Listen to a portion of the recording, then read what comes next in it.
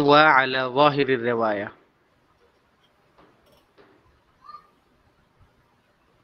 বলতেছে যে শরম, এখানে তো উসুলুল ইফতার মধ্যে তিনটা ভাগ করছিল, যাহিরুর রিওয়ায়া, এরপরে যাহিরুর রিওয়ায়াত ছাড়া আরেক প্রকার আছে, ওগুলোকে একসাথে একটা নাম বলা হয়েছে। তারপরে বলা হয়েছে নাওয়াদিরুর রিওয়ায়া। হ্যাঁ, আরেকটা আছে হলো আহ, নাওয়াদিরুর রিওয়ায়া হতো সর্বশেষে এটার স্তর। তো যাহিরুর রিওয়ায়াতের প্রথম স্তর, অর্থাৎ ৬ কিতাবের মধ্যে সর্বপ্রথম তালাশ করতে হবে ইমাম মুহাম্মদ রহমতুল্লাহ আলাইহি। আর গায়রে যাহিরুর রিওয়ায়া যেগুলো আছে, এগুলো হলো দ্বিতীয় স্তর। এরপরে হলো শাযযা, রিওয়ায়াতে শাযযা যেগুলো। وقولي أو كان ظاهر الرواية معناه أن ما كان من المسائل في الكتب التي رويت عن محمد ابن الحسن رواية ظاهرة يفتى به وإن لم يصرحوا بتصحيحه. نعم، لو صححوا رواية أخرى من غير كتب الرواية يتبع ما صححوه. মুজান্নিব বলতেছেন, আসহাবে তারজিহগণ জাহিরুর রিওয়ায়াতের বিপরীতে অন্য অভিমতকে প্রাধান্য না দেওয়ার শর্ত সাপেক্ষে জাহিরুর রিওয়ায়াতের অনুসরণ করা ওয়াজিব বলেছেন। এর মর্মার্থ হলো, যে সকল মাসআলা ইমাম মুহাম্মদ রহমতুল্লাহ আলাইহির প্রসিদ্ধ কিতাবসমূহের মধ্যে বর্ণিত হয়েছে তার উপর ফতোয়া দেওয়া চাই, যদিও ইমাম সাহেব স্পষ্ট আকারে তার তাসহিহ না করে থাকেন। কেননা জাহিরুর রিওয়ায়াত হওয়াটাই এর শুদ্ধতর বড় প্রমাণ। হ্যাঁ, যদি ইমামগণ কোন এমন এক বর্ণনার তাসহিহ করেন যা জাহিরুর রিওয়ায়াতের কিতাবসমূহ ব্যতীত অন্যান্য কিতাবাদিতে বিদ্যমান থাকে, তাহলে পরে তাদের তাসহিহের অনুসরণ করা হবে। অর্থাৎ গায়রু জাহিরুর রিওয়ায়াতের মধ্যে রয়েছে মাসালাটা, জাহিরুর রিওয়ায়াতের মধ্যে নাই, কিন্তু তারা এর উপরে রুজু করেছেন, তাহলে সেটার উপরে ফতোয়া দেওয়া হবে। قال العلامة الطرطوسي في أنفع الوسائل في مسألة الكفالة إلى شهر إن القاضي المقلد لا يجوز له أن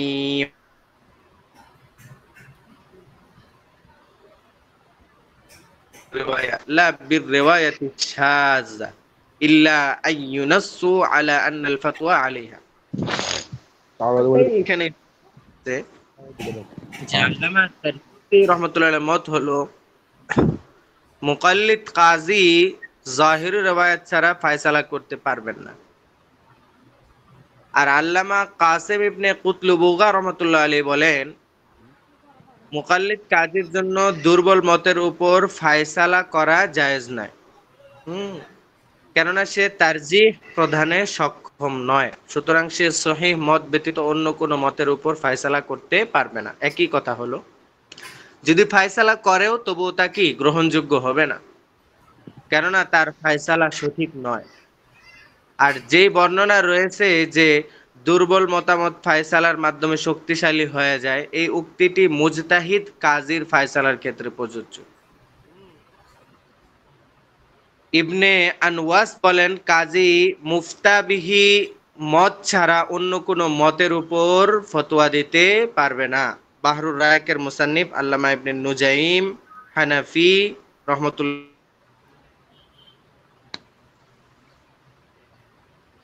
এবার কিছু শের আনতেছে, দেখো। ওয়া কুতুবু যাহিরির রিওয়ায়াতি আতাত সিত্তান ওয়া বিল উসুলি আইদান সুম্মিয়াত صنفها محمد الشيباني حرر فيها المذهب النعماني الجامع الصغير والكبير والسير الكبير والصغير ثم الزيادات مع المبسوط تواترت بالسند المضبوط কাযা লাহু মাসাইলুন নাওয়াদিরি ইসনাদুহা ফি কুতুবি গায়রি যাহিরিন ওয়া বা'দাহা মাসাইলুন নাওয়াজিলি খরাজাহাল আশিয়াখু বিদ্দালাইলি।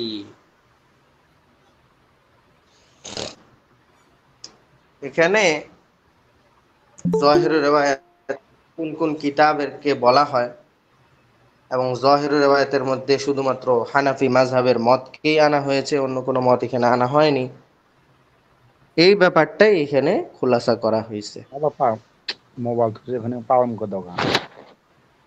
তো এখানে দেখো, কুতুবু যাহিরির রিওয়ায়াতি আতাত সিত্তান,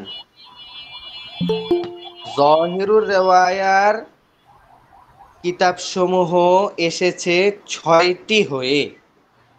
গণনায় কয়টি? 6টি।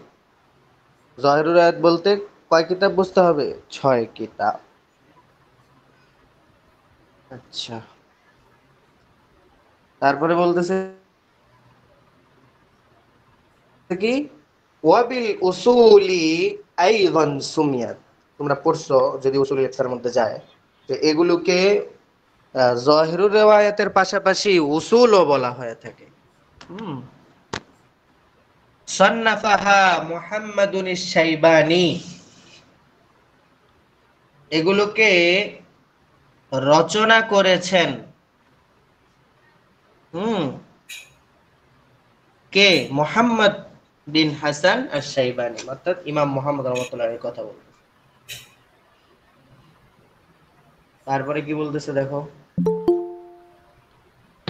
হাররা ফিহা আল মাযহাব আন-নুমানি, তিনি এ সকল গ্রন্থে ইমাম আবু হানিফা, মাযহাবে নুমানি মানে কি? আবু হানিফা, ইমাম আবু হানিফা রহমতুল্লাহ আলাইহির মাযহাবকে উৎকৃষ্ট পন্থায় বর্ণনা করেছেন। শুধু বর্ণনা করেছেন এমন নয়, বরং তিনি এই জায়গায় মাযহাবে নুমানিকে অনেক সুন্দর আকারে বর্ণনা করেছেন। ঠিক আছে, এবার আসতেছে ওই 6 কিতাবের নাম। 6 কিতাবের নাম, এক নাম্বার হলো আল জামিউস সগীর ওয়াল কাবীর, জামে সগীর, জামে কাবীর, এগুলোর প্রত্যেকটার বিস্তারিত আসবে যে কোন কিতাবের মধ্যে কি আনা হয়েছে। এরপরে বলতেছে কি, ওয়াসিয়ারুল কাবীর ওয়াস সগীর, এরপরে তিনি সিয়ারে কাবীর লিখেছেন, সিয়ারে সগীর লিখেছেন, অর্থাৎ ওই 6 কিতাবের মধ্যে এগুলো গণনায় এসেছে। আচ্ছা, তারপর সুম্মা জিয়াদাত মাআল মাবসুত, হ্যাঁ আচ্ছা, অতঃপর জিয়াদাত, এই কিতাবটার সাথে আরেকটা কিতাব লাগছে মাবসুত, জিয়াদাত মাবসুতের সাথে তাওয়াতারাত বিসসানাদিল মাযবুত, শক্তিশালী সনদে ধারাবাহিকভাবে বর্ণিত হয়ে আসছে।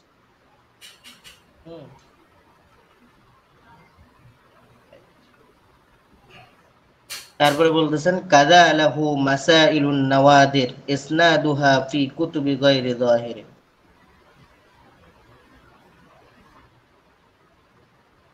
আচ্ছা, এমনি ভাবে গায়রে যাহিরের রিওয়ায়াতকে বলছিলাম যে গায়রে যাহিরের রিওয়ায়াতের নাম হলো তাহলে মাসাইলুন নাওয়াদির, বুঝছো? আর মাসাইলুল ওয়াকায়া একটা আছে যেটা সর্বশেষ, অর্থাৎ ঘটনা অনুযায়ী ফয়সালা করা, অবস্থা অনুযায়ী।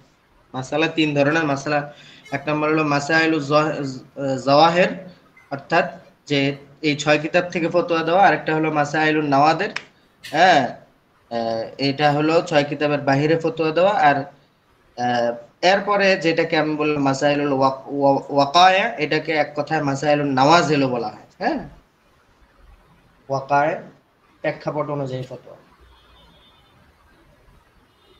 আল্লাহ,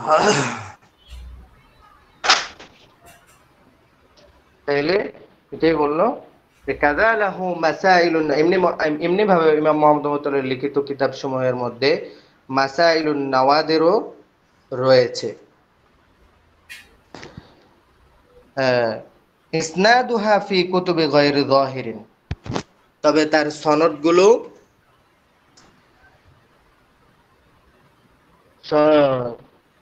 ইসনাদুহা ফি কুতুবি গায়রি যাহিরিন, তার সনদগুলো অপ্রসিদ্ধ আকারে কিতাবসমূহে রয়েছে। 6 কিতাব তো হলো প্রসিদ্ধ আকারে, আর যেগুলো হলো তোমার কি বলে গায়রে জহের, এগুলো অপ্রসিদ্ধ আকারে রয়েছে। আচ্ছা, তারপরে বলতেছে ওয়া বা'দাহা মাসাইলুন নাওয়াজিল, মাসাইলুন নাওয়াদিরের পরে স্থান রয়েছে মাসাইলুন নাওয়াজিলের। খরাজাহাল আশিয়াখ বিদ-দালাইল, যেগুলোকে মুফতিয়ানে কেরাম দলিল দ্বারা বের করেছেন।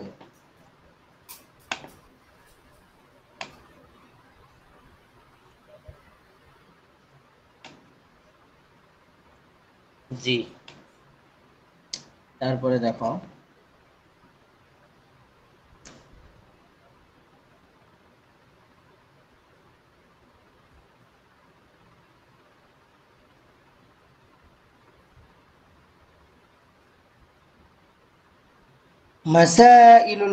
يعلم أن مسائل أصحابنا الحنفية على 3 طبقات، যেটা আমি বললাম এটাই আসছে।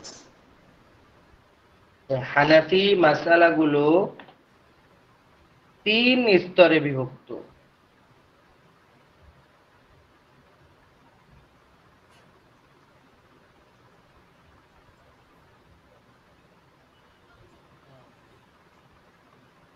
আচ্ছা, এক নম্বর হলো الأولى مسائل الأصول وتسمى ظاهر الرواية أيضا، وهي مسائل رويت عن أصحاب المذهب وهم أبو حنيفة وأبو يوسف ومحمد رحمة الله، ويقال لهم العلماء الثلاثة، وقد يلحق بهم زفر والحسن وغيرهما ممن أخذ الفقه عن أبي حنيفة، لكن الغالب الشائع في ظاهر الرواية أن يكون قول الثلاثة أو قول بعضهم، ثم هذه الرواية التي تسمى بظاهر الرواية والأصول هي ما وجد في كتب محمد التي هي المبسوط والزيادات والجامع الصغير والسير الصغير والجامع الكبير والسير الكبير، وإنما سميت بظاهر الرواية لأنها رويت عن محمد برواية الثقات، فهي ثابتة عنه إما متواترة أو مشهورة عنه। এগুলোর তরজমা মোটামুটি ইয়ার মধ্যেই গেছে, শেরের মধ্যেও কিছুটা গেল, বলতেছি তাও।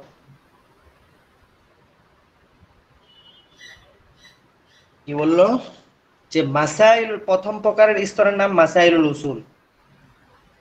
এটা হলো ইমাম মুহাম্মদ রহমতুল্লাহ আলাইহের, এটার আগে এটা বলছে যে এটা হলো 3 ইমামের কওলকেই বলা হবে, তবে বিশেষ করে এই 6 কিতাবের মধ্যে যেগুলো থাকবে ওইটাকেই জহিরুর রিওয়ায়া বলা হবে।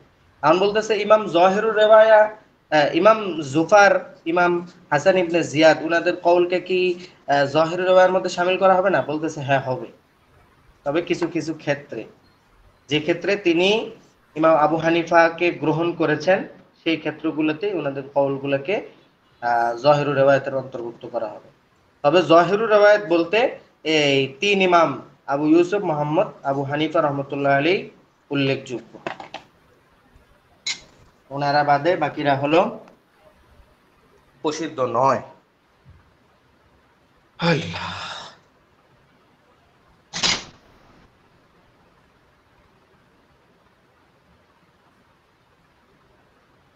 এরপরে 6 কিতাবের নাম দিল,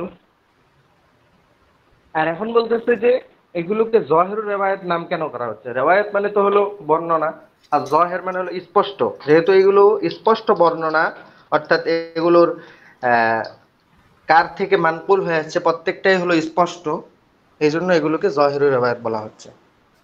فهي ثابتة عنه إما متواترا أو مشهورة عنه এই জন্যই ظاهر الروايات বলা। الثانية مسائل النوادر, দ্বিতীয় প্রকারে রাখা হচ্ছে মাসাইল النوادرকে। وهي مسائل فرعية عن أصحاب المذهب المذكورين لكن لا في الكتب المذكورة بل إما في كتب آخر لمحمد غيرها। এখন বলতেছে মোহাম্মদ রহমতুল্লাহ আলাইহির কওল দেখলেই জহিরুর রিওয়ায়াত না, মোহাম্মদ রহমতুল্লাহ তো আরো কিতাব রয়েছে, অর্থাৎ মোহাম্মদ রহমতুল্লাহ এই 6 কিতাবের মধ্যে থাকলে জহিরুর রিওয়ায়াত, কিন্তু মোহাম্মদ রহমতুল্লাহ অন্য যদি কোনো কিতাবের মধ্যে থাকে তাহলে ওটা গেরে জহিরুর রিওয়ায়াত। এই জন্য এই কওলটা উল্লেখ করে দিল, অনেকে না বুঝতে পারে যে ওখানে তো বলাই হলো যে মোহাম্মদ রহমতুল্লাহ কওলকেই বলা হবে কি জহিরুর রিওয়ায়াত। ওই ব্যাপারটা আবার একটু খোলাসা বোঝার জন্য বলে দিছে যে মোহাম্মদ রহমতুল্লাহের অন্য কোনো কিতাবের মধ্যে যদি পাওয়া যায় তাহলেই সেটা গায়রে জাহিরুর রিওয়ায়া, অর্থাৎ মাসাইলুন নওয়াদের যেটাকে বলা হবে।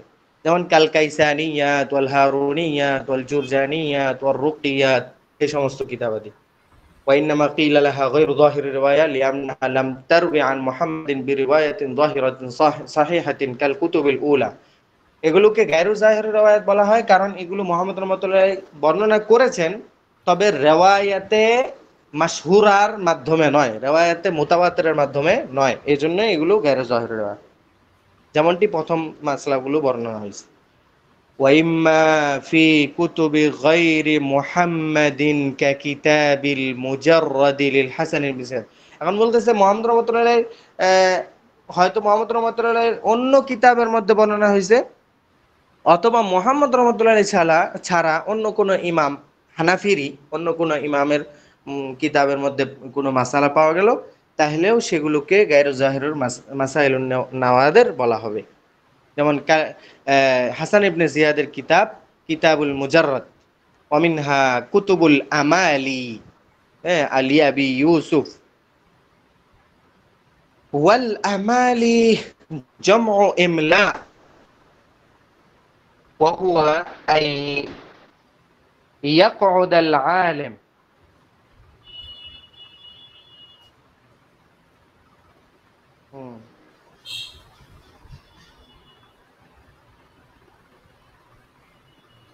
وحوله تلامذته بالقلم والقراطيس فيتكلم العالم بما فتح الله عليه من ظهر قلبه في العلم وتكتبه التلامذة ثم يجمعون ما يكتبونه فيصير كتابا فيسمونه الإملاء। ইমলা কাকে বলে? অর্থাৎ ক্লাসের মধ্যে মনে করো যে তোমরা যে দরস দেওয়ার সময় হুজুর অনেক কথা বলে, অনেকে আছে সব কি করতে থাকে, লিপিবদ্ধ করতে থাকে, এই লিপিবদ্ধ হওয়াটাকে ইমলা বলা হয়। এবং এই লিপিবদ্ধ হওয়াটাকেই পরবর্তী বছরের ছাত্ররা দেখা যায় অনেক সময় কিতাব আকারে বানায় ফেলে।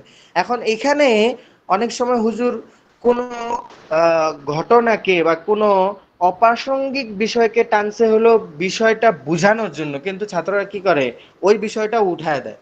হ্যাঁ, এখন ওই অপ্রাসঙ্গিক বিষয়টা যদি তুমি মনে করো যে এটা কিতাবেরই অংশ, তাহলে তো সমস্যা। এই জন্য বলছে যে এমলা যে সমস্ত বিষয় থাকে, অর্থাৎ ছাত্ররা ক্লাসে বসে যে ব্যাপারগুলো লেখে, এটা যখন তাসনিফ হয়ে আসে এটার মধ্যে ভুল হওয়ার সম্ভাবনা থাকে। এখন তুমি বলতে পারো ইমাম আবু ইউসুফ রহমতুল্লাহ আলী উনি তো 3 ইমামের একজন, ওনার কওল তো জহিরুর রিওয়ায়াতের মধ্যে অন্তর্ভুক্ত হওয়ার কথা ছিল, কিন্তু এটা জহিরুর রিওয়ায়াতের মধ্যে হচ্ছে না কারণ এগুলো ছাত্রদের লেখা। যদি উনি এটাকে সংশোধন করে যাইতেন, যদি ওই ছাত্রদের ব্যাপারটা সংশোধন করে তারপরে তাসনিফ হইতো, তাহলে কিন্তু এটা আবার ওই প্রথম স্তরে চলে যেত। বুঝছো?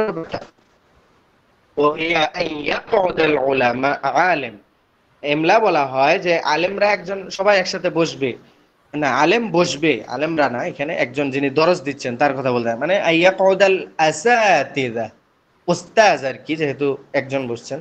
ওয়াহাউলাহু তালামিযাতুহু বিল কলাম, তার পাশে ছাত্রগণ কলম দ্বারা, কলম ওয়াল করাতিস খাতা কলম নিয়ে বসছে। ফায়াতাকাল্লামুল আলিম বিমা ফাতাহাল্লাহু আলাইহি, আলেম আল্লাহ তাআলা যার তার কাছে যা কিছু খুলে দিছে, মানে বলার সময় তো মানুষ কম বলে না, তিনি সব বলে গেছেন। মান যাহারা কলবুহু ফিল ইলমি, ইলমের ক্ষেত্রে তার কলবের মধ্যে যা কিছু স্পষ্ট হয়েছে তিনি সব বলে গেছেন। ওয়া তাকতুবুহু তালমিযা, ছাত্ররা সেটা লিখে ফেলছে। তুম্মা ইয়াজমাউনা মা ইয়াকতুবুনা, এরপরে ছাত্ররা সেটা জমা করে ফেলছে, যা শুনছে যা লিখছে। ফায়াসিরু কিতাবান, এরপরে এটাকে কিতাব আকারে বানায় ফেলছে। ফায়াসুমুহু আল ইমলা ওয়াল আমালি। وكان ذلك عادة السلف من الفقهاء والمحدثين وأهل العربية।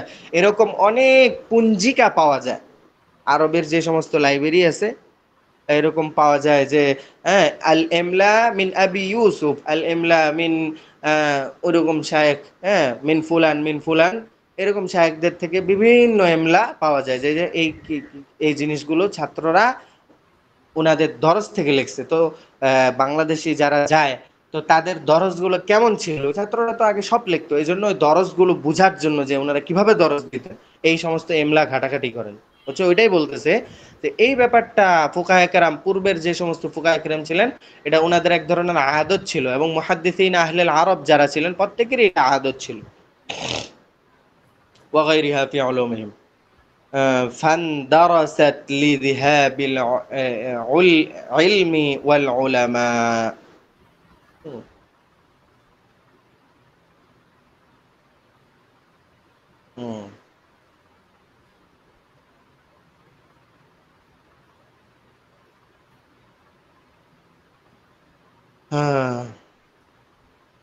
বলতেছে ফান্দারাসাত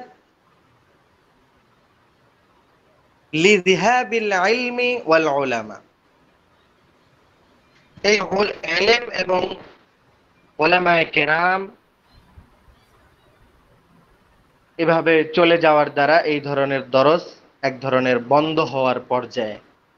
ইনদারাসা মানে দরস বন্ধ হয়ে গেছে, বন্ধ হয়ে যাওয়ার পর্যায়ে চলে গিয়েছে। ইনদারাসা যখন এটা তোমার বাবে ইনফিআলের মাসদার যখন আসে, তখন কখনো কখনো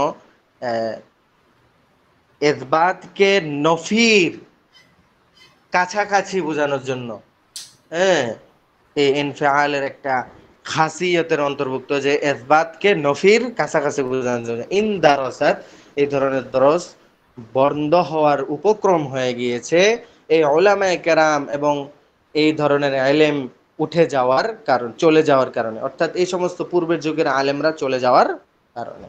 ওয়াইলাল্লাহিল মাসির, আল্লাহ তাআলার কাছেই সকলের প্রত্যাবর্তন স্থল। ওয়া উলামা ইশ-শাফিয়্যা ইউসাম্মুনা মিসলাহু তা'লিকিয়্যা, তাহলে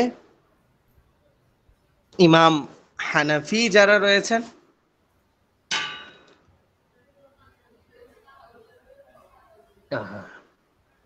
তারা তো এটাকে ইমলা বলতেছে, আর অন্যরা এটাকে কি বলে, শাফিঈরা তালিক, মাসআলায়ে তালিক।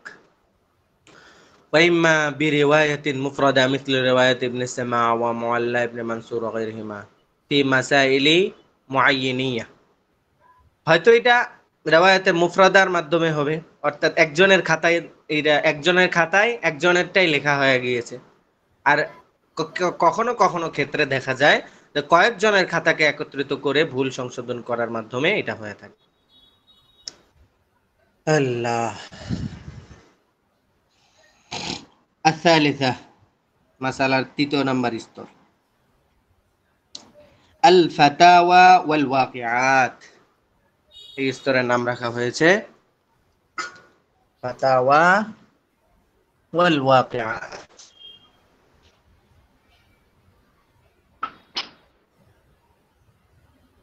অর্থাৎ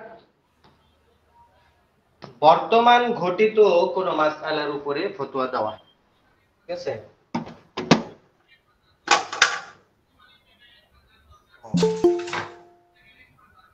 এটাকে এক কথায় মাসাইল নাওয়াজিল,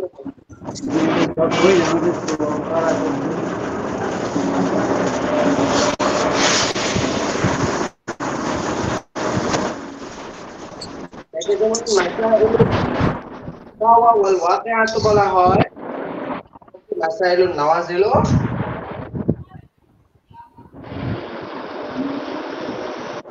وهي مسائل المجتهدون المتأخرون لما سئلوا عنها ولم يجدوا فيها رواية عن أهل المذهب المتقدمين. এই স্তরের নাম বলা হলো ফাতাওয়া ওয়াল ওয়াকিআত। ওয়াকিআ বলা হয় ঘটনা, অবস্থা ভেদে মাসালা। যে দেখা গেল কোন মাসালা ওই ওই সময় সংঘটিত হয়নি, তো ওইটার উপরে ফতোয়া লাগবে না? লাগবে। কিভাবে ফতোয়া দিবে? ওই যে মুজতাহিদিন যারা রয়েছেন, মুতাখিরিন যারা রয়েছেন, মুজতাহিদিন মুতাখিরিন, তারা ওইভাবে ওইটার অনুযায়ী ফতোয়া দিয়ে যাবে।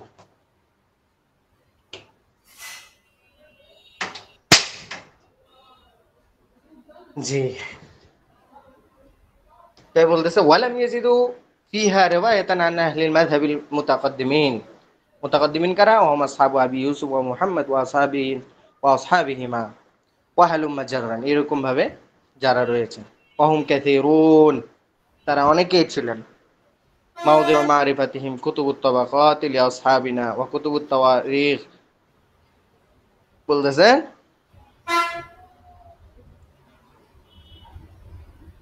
তাদের অবস্থা বলে জানার জন্য হানাফি ওলামায়ে কেরামের কিতাবসমূহ ও সাধারণ ইতিহাসের কিতাবসমূহ পাঠ করলেই জানা যাবে। ওয়া কুতুবুত তাওয়ারিখ, হ্যাঁ, যেমন সাহাবী রহমাতুল্লাহ ছাত্রগণ, ফামিন আসহাবি আবি ইউসুফ, হ্যাঁ, ওয়া মুহাম্মদ রহমাতুল্লাহ তাআলা মিসলু ইসাম ইবনে ইউসুফ ওয়া ইবনে রুস্তম মুহাম্মদ ইবনে সামাআ ওয়া আবি সুলাইমান ওয়া আবি নসর আল ওয়া আবি সুলাইমান আল জাওজানি ওয়া আবি হাফস আল বুখারী ওয়া মান বা'দাহুম মিসলু মুহাম্মদ ইবনে সালামা ওয়া মুহাম্মদ ইবনে মুকাতিল ওয়া নাসির ইবনে ইয়াহইয়া ওয়া আবি নসর আল কাসিম ইবনে সালাম। আল্লাহ। وقد يتفق لهم أن يخالفوا أصحاب المذهب لدلائل وأسباب ظهرت لهم.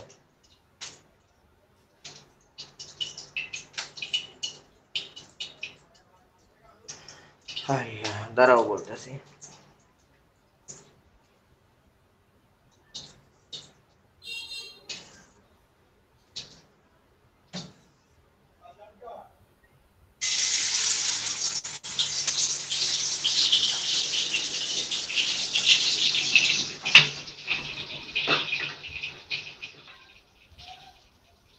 কখনো এমন হয় যে মুতাখিরিন মুজতাহিদের সামনে এমন কিছু দলিল চলে আসে এবং এমন কিছু এমন কিছু উপকরণ প্রকাশ হয়ে যায়,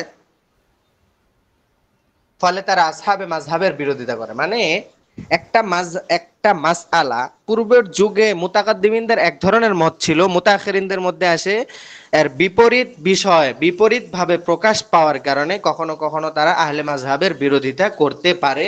এই ব্যাপারে সকলে কি রয়েছে? ইয়াত্তাফিক, মুত্তাফিক রয়েছে। আল্লাহ।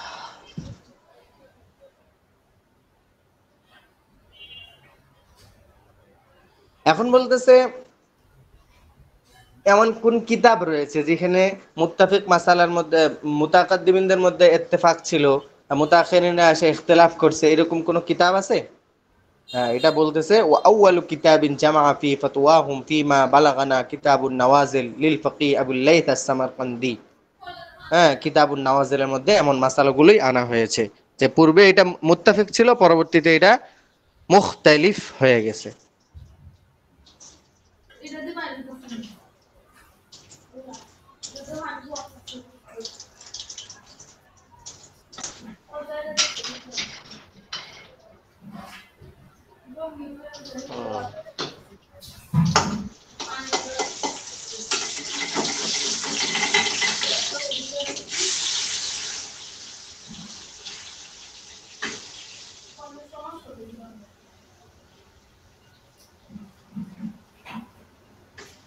আচ্ছা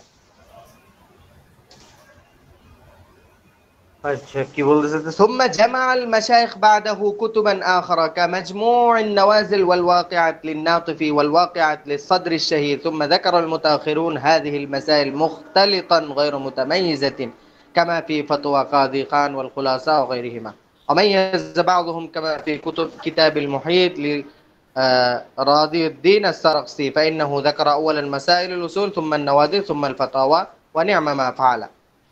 এখন বলতেছে কিছু কিতাব তো এরকম ভাবে আহ, কোনটা তারজিহ কোনটা আহ, তারজিহ না এই ব্যাপারটা স্পষ্ট করছে। আর কিছু কিছু কিতাব এমন রয়েছে যেগুলো এক ঢালাও ভাবে কোনো মাসালা কোনটা তারজি কোন মাসালার ক্ষেত্রে কোনটা তারজি হেদায়ের মধ্যে এরকম পাওয়া যায়। হ্যাঁ, কোনটা তারজি কোনটা তারজিহ না এগুলো দেখা গেছে ছাত্ররা নোট ঘাটে বের করে। তো এরকম কিছু কিতাব রয়েছে আর কিছু কিতাব রয়েছে যে যেগুলোর মধ্যে স্তর স্তর ভাগ করে দিছে যে এটা জহেরুর রেওয়ায় এটা নাওয়াদের রেওয়ায় এটা হলো মাসাইলুন নাওয়াজেল। এরকম ভাগ করে দিছে, এটাই বললো।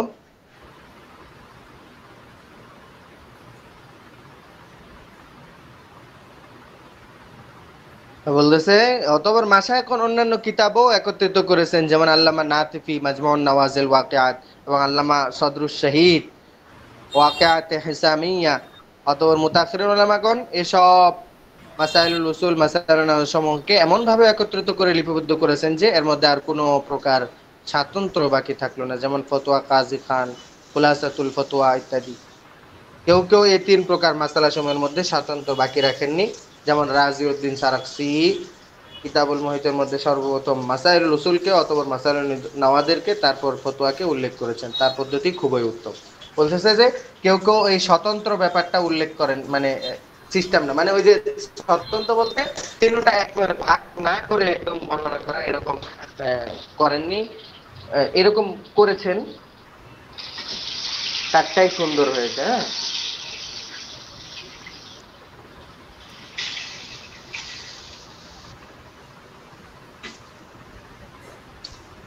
এই জন্যই বলতেছে যে কিতাবুল মুহিত এই ব্যাপার এই কিতাবটা সবচেয়ে সুন্দর কারণ এর পদ্ধতি খুবই সুন্দর। তারপর বলতেছে মাবসুত কিতাবের ব্যাপারে বলতেছে ওয়ালাম আন্না নাসখুল মাবসুত আল মারওয়া আন মুহাম্মাদিন মুতাআদ্দাদা। এখন বলতেছে মাবসুত নামে তুমি যে বললা যে ছয় কিতাবের মধ্যে মাবসুত নামে অনেকগুলো ছাপা রয়েছে, কোনটা বেশি প্রসিদ্ধ কোনটা বেশি গ্রহণযোগ্য এই ব্যাপারটা টানতেছে।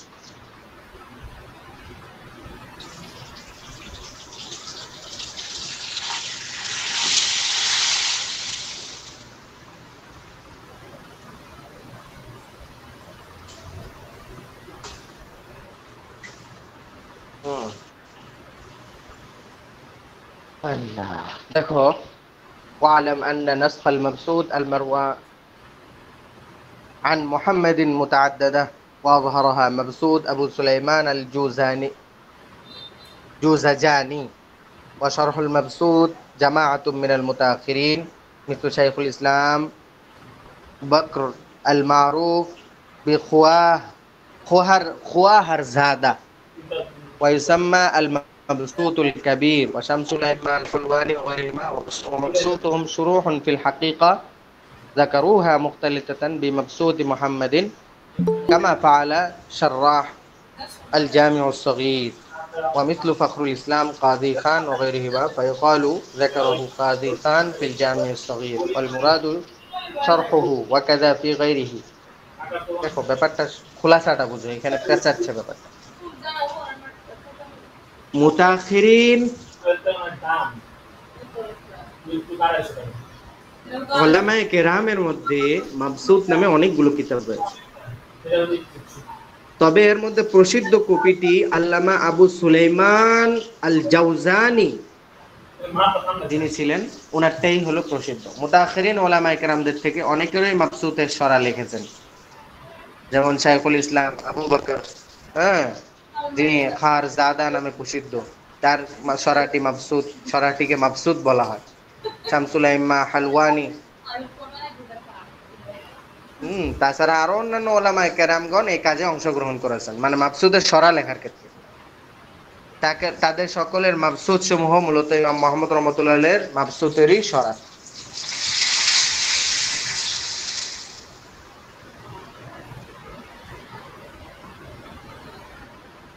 এই সব ব্যক্তিবর্গ তাদের সরা গ্রন্থের ইবারত ইমাম মুহাম্মদ রহমতুল্লাহ আলাইহি মাবসুতের ইবারত অনুকরণেই লিখেছেন। এই একই পদ্ধতি জামিউস সগীরের ব্যাখ্যাকার অবলম্বন করেছেন, যেমন ফখরুল ইসলাম বাজদাবি, কাজী খান, ইনারা জানা রয়েছে। সে মতো বলা হয় যে কাজী খান এই কথাটি জামিউস সগীরে উল্লেখ করেছেন এবং এতে তার উদ্দেশ্য জামিউস সগীরের সরা। তাবাকাতুল মাসাইল নামক শিরোনাম থেকে এ পর্যন্ত যা বর্ণনা করা হয়েছে তা আল্লামা শামী রহমতুল্লাহ দুটি কিতাব থেকে সংগ্রহ করেছেন। তার মধ্যে একটি হলো আল্লামা বীরির সরা আসবা এবং অপরটি শায়েখ ইসমাইল নাবলুসি রহমতুল্লাহ দুরার সরা গ্রন্থ। তারপরে দেখো আল ফারকু বাইনা রিওয়ায়াতিল উসুল ওয়া যাহিরি রিওয়ায়া। যাহিরুর রিওয়ায়া আর রিওয়ায়াতুল উসুলের মধ্যে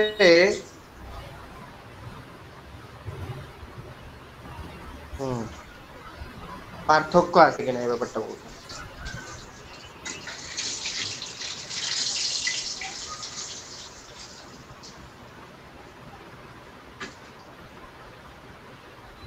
এটার মধ্যে সাধারণত কোনো পার্থক্য করা হয় না, তবে হালকা একটু পার্থক্য, শাব্দিক কোনো পার্থক্য নেই, মানান একটু পার্থক্য আছে, মানাবী যেটা বলা। رواية الأصول وقد فرق العلامة ابن كمال باشا بين رواية الأصول وظاهر الرواية، حيث قال في شرحه على الهداية في مسألة حج المرأة ما حاصله أنه ذكر في مبسوط السرخسي أن ظاهر الرواية أنه يشترط أن تملك قدر نفقة محرمها، وأنه ذكر في المحيط والذخيرة أنه روى الحسن عن أبي حنيفة أنها إذا قدرت على نفقة نفسها ونفقة محرمها لزمه الحج، واضطربت الروايات عن محمد. ثم قال ومن هنا ظهر أن مراد الإمام السرخسي من ظاهر رواية الحسن عن أبي حنيفة، واتضح الفرق بين ظاهر الرواية ورواية الأصول، إذ المراد من الأصول المبسوط والجامع الصغير والجامع الكبير والزيادات والسير الكبير، وليس فيها رواية الحسن بل كلها رواية محمد. وعلم أن رواية النوادر رواية قد تكون ظاهر رواية، والمراد من رواية النادرة رواية غير الأصول المذكورة، فاحفظ هذا.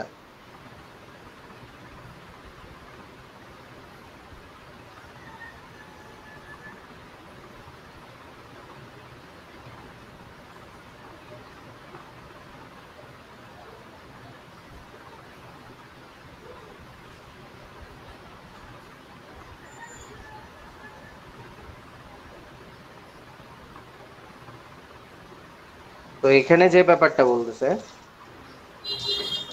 যে আল্লামা ইবনে কামাল পাশা রিওয়ায়াতুল উসুল এবং যাহিরুর রিওয়ায়াতের মধ্যে পার্থক্য করেছেন। হেদায়েত কিতাবের শরায়ের মধ্যে মহিলার উপর হজ হওয়া ওয়াজিব হওয়া সম্পর্কে তিনি যা লিখেছেন এর সারমর্ম নিম্নরূপ। সারাখসি রহমতুল্লাহ মাবসুতে রয়েছে মহিলার উপর হজের কার্যক্রম তখনই ফরজ হয় যখন তার নিকট নিজ খরচের পাশাপাশি তার মাহরামের খরচাদিও মজুদ থাকে, যাকে মহিত এবং জখিরাতে এইভাবে বর্ণনা করা হয়েছে যে হাসান বিন জিয়াদের বর্ণনায় ইমাম আবু হানিফা রহমতুল্লাহ থেকে এইভাবে বর্ণিত হয়েছে যে মহিলার কাছে যখন তার নিজের এবং তার মাহরামের খরচ থাকে তখনই তার উপর হজ ফরজ হয়, এবং মুহাম্মদ রহমতুল্লাহ থেকে এই সম্পর্কীয় বর্ণনা ভিন্ন রকম। অতঃপর ইবনে কামাল পাশা সামনে লিখেন, এখান থেকে এই বিষয়টি প্রকাশ হয়ে গেল যে আল্লামা সারাকসি যাহিরুর রিওয়ায়াত দ্বারা উদ্দেশ্য ইমাম হাসান রহমতুল্লাহ কর্তৃক বর্ণিত আবু হানিফা রহমতুল্লাহের বর্ণনা, অর্থাৎ সারাকসি রহমতুল্লাহ আলাইহি যে যাহিরুর রিওয়ায়াত বলছেন এটার দ্বারা উদ্দেশ্য ইমাম হাসান ইবনে জিয়াদ। এজন্য যাহিরুর রিওয়ায়াত দেখলেই শুধু মুহাম্মদের কওল বোঝা যাবে না, হ্যাঁ ওনার কওল এরকম, হ্যাঁ এটাই ইবনে কামাল পাশা বলতেছেন। ওই যে অর্থাৎ পার্থক্য এমন হয়ে গেল যে যাহিরুর রিওয়ায়াত ব্যাপারটা হলো আম, আর রিওয়ায়াতুল উসুল ব্যাপারটা হলো কি খাস। যাহিরুর রিওয়ায়াত এটা হাসান ইবনে জিয়াদের কওলও হইতে পারে, যাহিরুর রিওয়ায়াত ইমাম আবু ইউসুফের কওলও হইতে পারে, যাহিরুর রিওয়ায়াত তোমার অন্যদের কওলও এই তিন ইমামের ছাত্রদের কওলও হইতে পারে, কিন্তু রেওয়ায়াতুল উসুলের জন্য এই 6 কিতাবই হইতে হবে। এই যে পার্থক্যটা, বুঝছো? এই সামান্য বিষয়গুলোই পরীক্ষায় দিয়ে দেওয়া হয় অনেক সময়। আল্লাহ।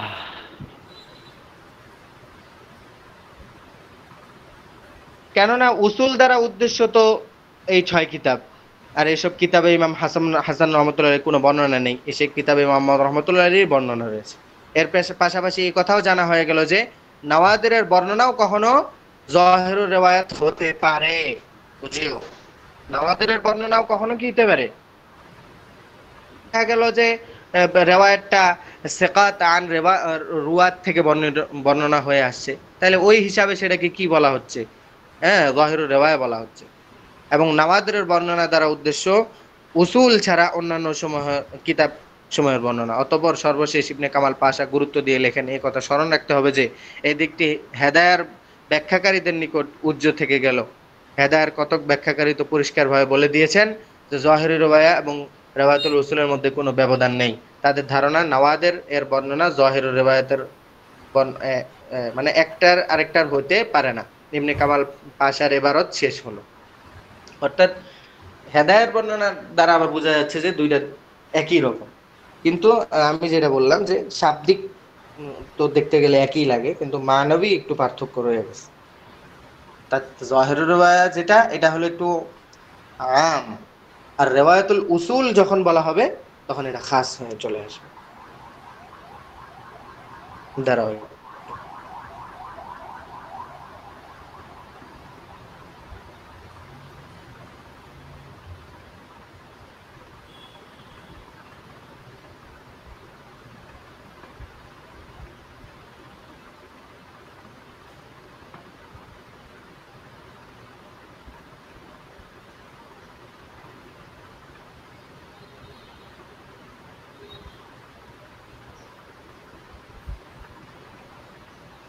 জি, তারপরে দেখো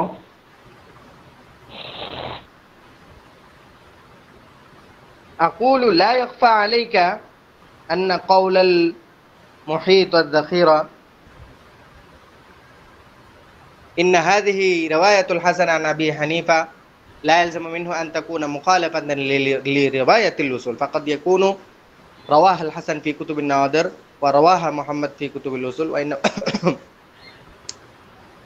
বলতেছেন ইবনে কামাল পাশার বর্ণনা নির্দেশ এটাই যে রিওয়ায়াতুল উসুল এবং যাহিরুল রিওয়ায়াতের মধ্যে আম খাস মুতলাকের সম্পর্ক, অর্থাৎ রিওয়ায়াতুল উসুল খাস, যাহিরুল রিওয়ায়াত আম। কেন রিওয়ায়াতুল উসুল ইমাম মুহাম্মদ রাহমাতুল্লাহ 6 কিতাবই, আর যাহিরুল রিওয়ায়াতের সাধারণভাবে 6টি কিতাবের বর্ণনাকে বলা হয়, তবে কখনো কখনো নওয়াদিরের বর্ণনাকেও যাহিরুল রিওয়ায়াত বলা হয়ে থাকে। তো জবাবে আল্লামা শামী রহমাতুল্লাহ বলেন, আমি বলি আপনার কাছে এই বিষয়টি উজ্জ নয় যে মুহিত এবং যাখিরা কিতাবের বাণীটি ইমাম হাসান রহমতুল্লাহ আলাইহির ইমাম আবু হানিফা রহমতুল্লাহ বর্ণনা, এতে একথা আবশ্যক হয় না যে ইহা উসুলের বর্ণনার পরিপন্থী হবে। কেননা এমনও হতে পারে যে ইহাকে হাসান রহমতুল্লাহ আলাইহি ও ইমাম আবু হানিফা রহমতুল্লাহ আলাইহি এবং ইমাম মুহাম্মদ রহমতুল্লাহ আলাইহি ইহাকে কিতাবুল উসুলের মধ্যে বর্ণনা করেছেন। হাসান রহমতুল্লাহ বর্ণনা উল্লেখ করার কারণ কেবল ইহাই হয় যে এর মধ্যে ইজতিরাব নেই, কেননা তিনি নিজে এই বিষয়টি পরিষ্কার করেছেন যে ইমাম মুহাম্মদ রহমতুল্লাহ বর্ণনা সমূহ ভিন্ন রূপ। অতঃপর আল্লামা সারাখসি রহমতুল্লাহর কথা বলা যে ইহা যাহিরুর রিওয়ায়াতের দ্বারা উদ্দেশ্য,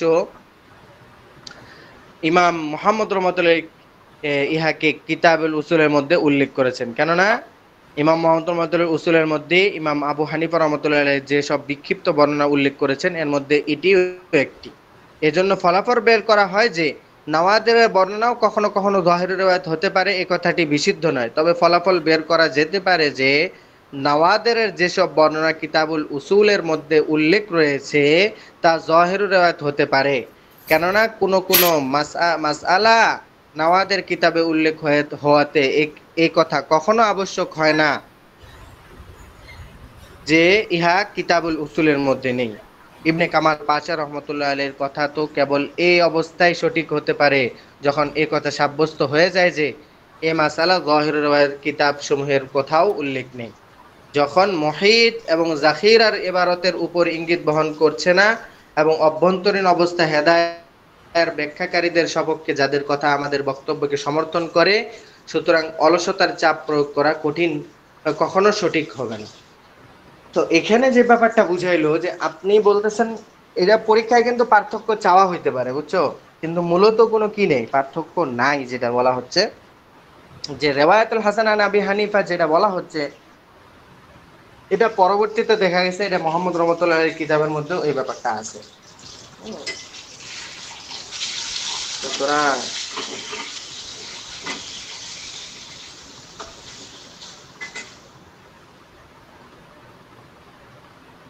হ্যাঁ, সুতরাং এটাকে দুই ভাগে ভাগ করার কোনো প্রশ্নই ওঠে না।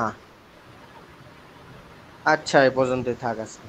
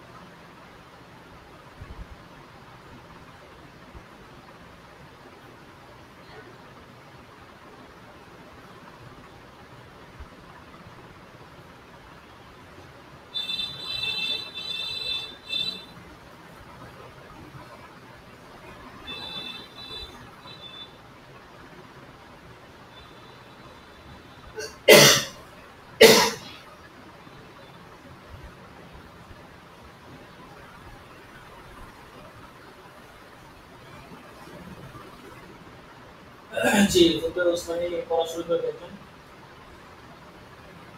ফুটবল ওসমানী পড়া শুরু করে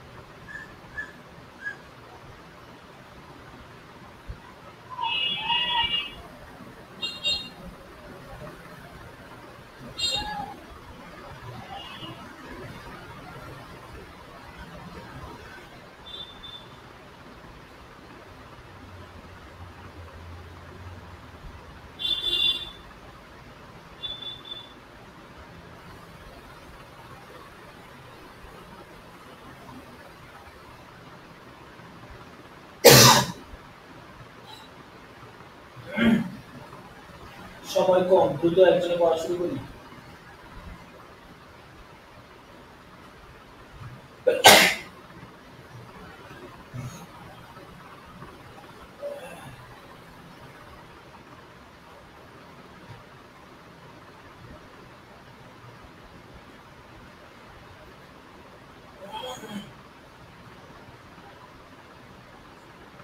পড়ার দায়িত্ব ছিল কাদের? সত্যি আমার ছিল, আমি যে বের করতেছি সত্যি। আচ্ছা আচ্ছা, বের করেন।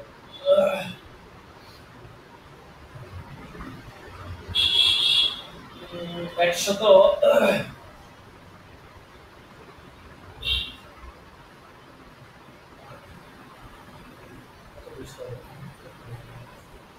70 পৃষ্ঠা।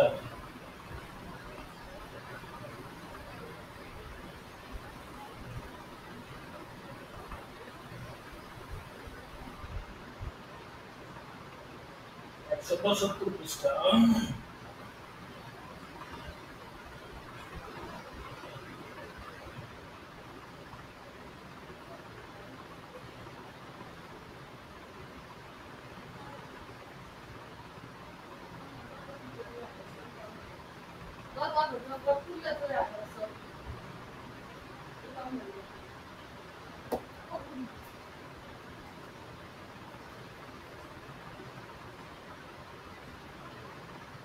বিসমিল্লাহির রহমানির বিসমিল্লাহির রহমানির রহিম।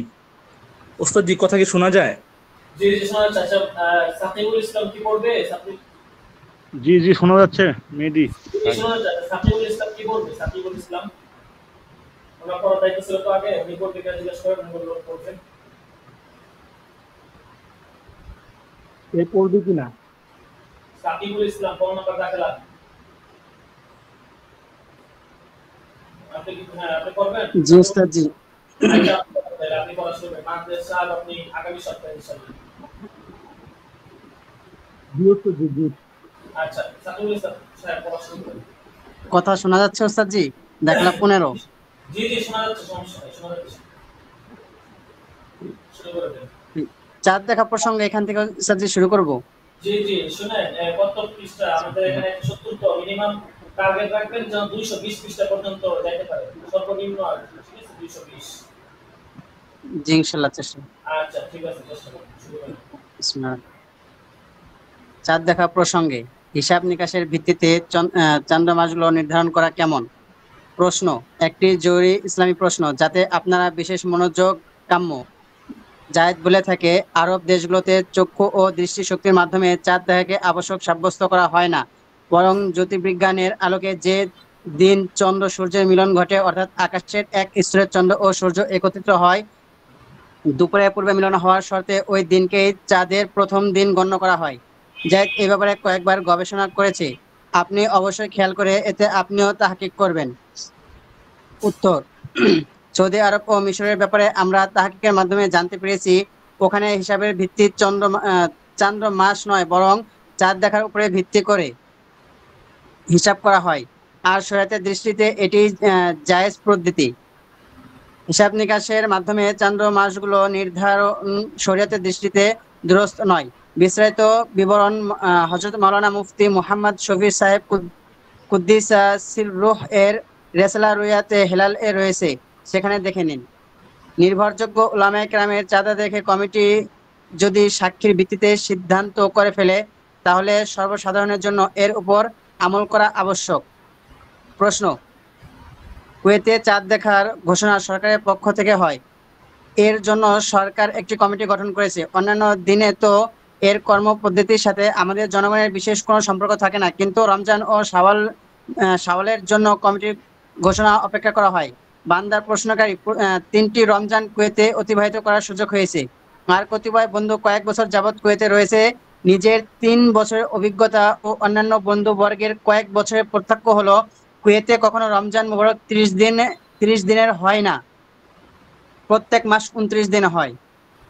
গত বছরের পূর্বে মিলিত বছর তথা 1395 হিজরিতে ফজর নামাজের পর 29শে রমজানুল মুবারক পূর্ব আকাশে চাঁদ দেখা গেছে, যা ঘরের ছাদের উপর ছিল এবং সতর্কতাপূর্ণ অনুমানে সূর্যের তুলনায় 1 থেকে 4 ঘন্টা পূর্বে চাঁদের উদয় হয়েছিল। আর প্রত্যেকের ধারণা ছিল এবার রোজা 30টি পূর্ণ হবে এবং পঞ্জিকাতেও 30 রমজানের পর শাওয়ালের চাঁদ সূর্যাস্তের 6 মিনিট পর ছিল। কিন্তু ঈশা নামাজের কিছুক্ষণ পর সরকারের পক্ষ থেকে ঘোষণা করা হলো শাওয়ালের চাঁদ দেখা গেছে, এবং টিভিতে কতিপয় ব্যক্তির ছবি প্রদর্শন করা হয়েছে যে তারা দেখেছে। ওই দিন আকাশ পরিষ্কার ছিল এবং চেষ্টা করা সত্ত্বেও ওই দিন চাঁদ কারো দৃষ্টিগোচর হয়নি, আর তা পরদিন দৃষ্টিগোচর হয়। গত বছর রমজানের শেষ দিন ঘোষণা হয়েছে যে কুয়েতের দিগন্তে চাঁদ দেখা যাবে না, কেননা চাঁদের অস্ত সূর্যাস্তের কয়েক মিনিট পূর্বে। একলা শাওয়ালে চাঁদ প্রকাশ হবে না, এর পর দিন চাঁদ পরিষ্কার দেখা যাবে। রমজানুল মুবারক 29 দিনেরই হয়েছে। এবছর পঞ্জিকায় রোজা তো 30 দিনই, কিন্তু চাঁদের অস্ত সূর্যাস্তের 3 মিনিট পূর্বে, অর্থাৎ তারপর চাঁদ প্রত্যক্ষ হবে না, এবং নিশ্চিত সম্ভাবনা রয়েছে যে বিগত বর্ণগুলো ঠিক রেখে 29 রমজানি শাওয়ালের রাত ঘোষণা হবে। উল্লেখিত অবস্থার দিকে সামনে রেখে শরঈ দৃষ্টিকোণ থেকে ঈদের বিধান কি? গত বছরের পূর্বের বছর তথা 1395 হিজরিতে কিছু লোক সরকারের ঘোষণায় ঈদ করেনি। তাদের দলিল ছিল, যখন ফজরের সময় পূর্ব আকাশের চাঁদ এত উপরে ছিল যে তখন এটা সম্ভবই নয় যে সন্ধ্যা পর্যন্ত সূর্য চাঁদকে অতিক্রম করে সামনে চলে যাবে। আর আকাশ যখন পরিষ্কার ছিল তখন মহল্লার কোনো না কোনো ব্যক্তির দৃষ্টিগোচর হওয়ায় বাঞ্ছনীয় ছিল। এর বিপরীত অধিকাংশ সাথীর অভিমত ছিল ঈদ তো সরকারের ঘোষণা সাধারণ মানুষের সাথে করা উচিত ছিল, তাদের সাথে মতানৈক্য করে নিজেদের অভিমত ভিন্ন করা উচিত ছিল না। এই মত পার্থক্যের কারণে সমাজে যথেষ্ট তিক্ততা ও অসন্তোষ বিরাজ করেছে। আপনি এর বিধান বর্ণনা করে দিন। তাহাকে পরিষ্কার করুন, তানকি পরিষ্কার করুন। নিম্ন বর্ণিত প্রশ্নগুলো উত্তর ইস্তেগফারের সাথে পাঠিয়ে দিন, তাহলে এই মাসালা উত্তর দেওয়া যাবে। 1, চাঁদ দেখা কমিটি উলামায়ে কেরাম রয়েছে কি নাকি শুধু প্রশাসনিক সদস্যবৃন্দ রয়েছেন? 2, কমিটির কর্মপদ্ধতি কি, অর্থাৎ তারা কি সাক্ষ্যের ভিত্তিতে ফয়সালা করেন নাকি পঞ্জিকার হিসেবে ভিত্তিতে? 3, 1395 হিজরিতে রমজানের যে ঘোষণা হয়েছিল তা কতজন সাক্ষীর ভিত্তিতে করা হয়েছিল বা টিভিতে কতজন ব্যক্তির সাক্ষ্য দান প্রদর্শন করা হয়? 4, কুয়েতের জনসাধারণের ফিকহি মাযহাব কি? প্রশ্নকারীর পক্ষ থেকে জবাবে তানকিহ। 1, হেলাল কমিটি চাঁদ দেখা কমিটি 5 সদস্য বিশিষ্ট, যাদের একজন আলেম রয়েছে যিনি বিচারক। কমিটি পৃষ্ঠপোষক প্রশাসনের লোক। 2, কমিটির ফয়সালার ভিত্তি সাক্ষীর উপর রমজানের চাঁদের জন্য 1 সাক্ষীর ভিত্তিতে এবং শাওয়ালের চাঁদের জন্য 2 সাক্ষীর ভিত্তিতে ফয়সালা হয়। আকাশ মেঘাচ্ছন্ন হোক বা পরিষ্কার হোক, সৌদি আরব শাওয়ালের চাঁদ ঘোষণা হলে কুয়েতেও সাক্ষ্য ব্যতীত ঈদের ঘোষণা করে দেওয়া হয়। 3, প্রথম অংশের উত্তর 2 নং উত্তরে রয়েছে, দ্বিতীয় অংশের উত্তর ওই সময় জানা যায়নি। 4, কুয়েতের জনসাধারণ মালিকি ও হাম্বলি মাযহাবের অনুসারী। উত্তর, হেলাল কমিটি যেহেতু নির্ভরযোগ্য উলামায়ে কেরাম সম্বলিত এবং তারা সাক্ষীর ভিত্তিতে ফয়সালা করে, হিসাব নিকাশের ভিত্তিতে নয়, তাই জনসাধারণের জন্য উক্ত ফয়সালা অনুযায়ী আমল করা উচিত। বেশি মতানৈক্য পরে প্রোপাগান্ডা সৃষ্টি করা উচিত নয়। তবে কমিটির সিদ্ধান্তে যখন কোনো সন্দেহ দেখা দেয় তখন স্থানীয় অথবা কমিটির উলামায়ে কেরামের শরণাপন্ন হওয়া উচিত। যেমন আকাশ পরিষ্কার হওয়া অবস্থা বড় এক বিশাল জামাতের সাক্ষ্যের প্রয়োজন ছিল, একথার প্রতি কমিটিকে মনোযোগ আকর্ষণ করা হবে। দূরে অবস্থানকারী আলেমগণ সঠিক সুরতাহাল অনুমান করতে পারবেন না, তাই স্থানীয় উলামায়ের শরণাপন্ন হবেন, যদিও তারা হানাফি মাযহাবের না হন। মেঘের কারণে চাঁদ দেখা না গেলে বিধান কি? প্রশ্ন, বার্মায় বর্ষা ও মেঘের কারণে চাঁদ দেখা যায় না, 4 মাসে কি 30 দিনে গণনা করা হবে? বর্মি হিসেবে বার্মার 3 তারিখ চাঁদ হওয়া চাঁদের 29 তারিখ বিধান আরোপ করা যায় যখন আকাশ পরিষ্কার না থাকে। শরীয়তে চাঁদের ভিত্তি হলো দেখার উপর, সুতরাং মেঘের কারণে যদি চাঁদ দেখা না যায় তাহলে 30 দিন পূর্ণ করা উচিত। হিসাব নিকাশের মাধ্যমে বার্মি মাসসমূহে অনুমান করে রোজা রাখা বা ঈদ করা কিছুতেই জায়েজ নেই। এই মাসালার পূর্ণ বিবরণ হযরত মাওলানা মুফতি মুহাম্মদ শফি সাহেব রাহমাতুল্লাহ এর রুয়াতে হেলাল নামক রেসালার বিদ্যমান রয়েছে। 2 জন মহিলার পক্ষ থেকে চাঁদ দেখার সাক্ষ্য প্রদান বিধান। প্রশ্ন, রমজান মুবারকের চাঁদ কিছুটা সন্দেহযুক্ত হয়ে গেছে, এটি সুস্পষ্ট করে দিন। বৃহস্পতিবার দিবাগত রাত 2 জন নামাজি মহিলা চাঁদ দেখেছে, অন্যদেরও দেখিয়েছে, কিন্তু 2 জন ব্যতীত অন্যরা আশ্বস্ত হতে পারেনি, যার ভিত্তিতে কতিপয় লোক রোজা রেখেছে, অন্যরা অপেক্ষামান রয়েছে। তারপর জুমার দিন একজন নির্ভরযোগ্য নামাজি লোক সাক্ষ্য প্রদান করেছে, আমি রাস্তার কিনারায় ঘাস কাটা অবস্থায় চাঁদ দেখেছি। নির্ভরযোগ্য নামাজিগণ এলাকায় এসে তারাবিও পড়েছেন এবং রোজাও রেখেছেন। তারপর দিনের বেলায় লোকেরা পানিতেও দেখেছে, সকলের দৃষ্টিগোচর হয়েছে। সুতরাং এখন এই রোজা কাজা করতে হবে কিনা? উত্তর, বর্ণিত প্রশ্নে আকাশ একেবারে পরিষ্কার থেকে থাকলে শুধু 2 জন মহিলার সাক্ষ্য যথেষ্ট নয়, এর দ্বারা রমজান প্রমাণিত হয়নি আর পরদিন চাঁদ দেখা গ্রহণযোগ্য নয়। কিন্তু আকাশ পরিষ্কার না থাকলে ওই 2 জন মহিলা সংবাদ শুনে মহল্লাবাসীর উপর রোজা রাখা আবশ্যক ছিল, তাই যেসব লোক রোজা রাখেনি তারা এখন কাজা আদায় করে নেবে, যেমনটি আলমগীরিয়াতে রয়েছে। পাকিস্তানের হেলাল কমিটি কর্মপদ্ধতির ব্যাপারে প্রশ্ন ও তার উত্তর। প্রশ্ন, বিগত দিনগুলোতে আধুনিক মাসালা মাসাইলের উপর গবেষণা করার জন্য আমাদের গুজরাট ইন্ডিয়া প্রদেশের প্রসিদ্ধ আলেম ও মুফতিগণের একটি মিটিং হযরত মাওলানা মুফতি মাহমুদুল হাসান গাঙ্গুহি মুদ্দা জিল্লুহু প্রধান মুফতি মাদ্রাসা মাজাহিরুল উলুম সাহারানপুর এর সভাপতিত্বে অনুষ্ঠিত হয়েছিল, যাতে অন্য সব বিষয়ের সাথে চাঁদ দেখার মাসালাও আলোচনা আসে। আলোচনা চলাকালে পাকিস্তানের হেলাল কমিটির শরীয়ী অবস্থান জানার জন্য এসব বিষয় জানার প্রয়োজন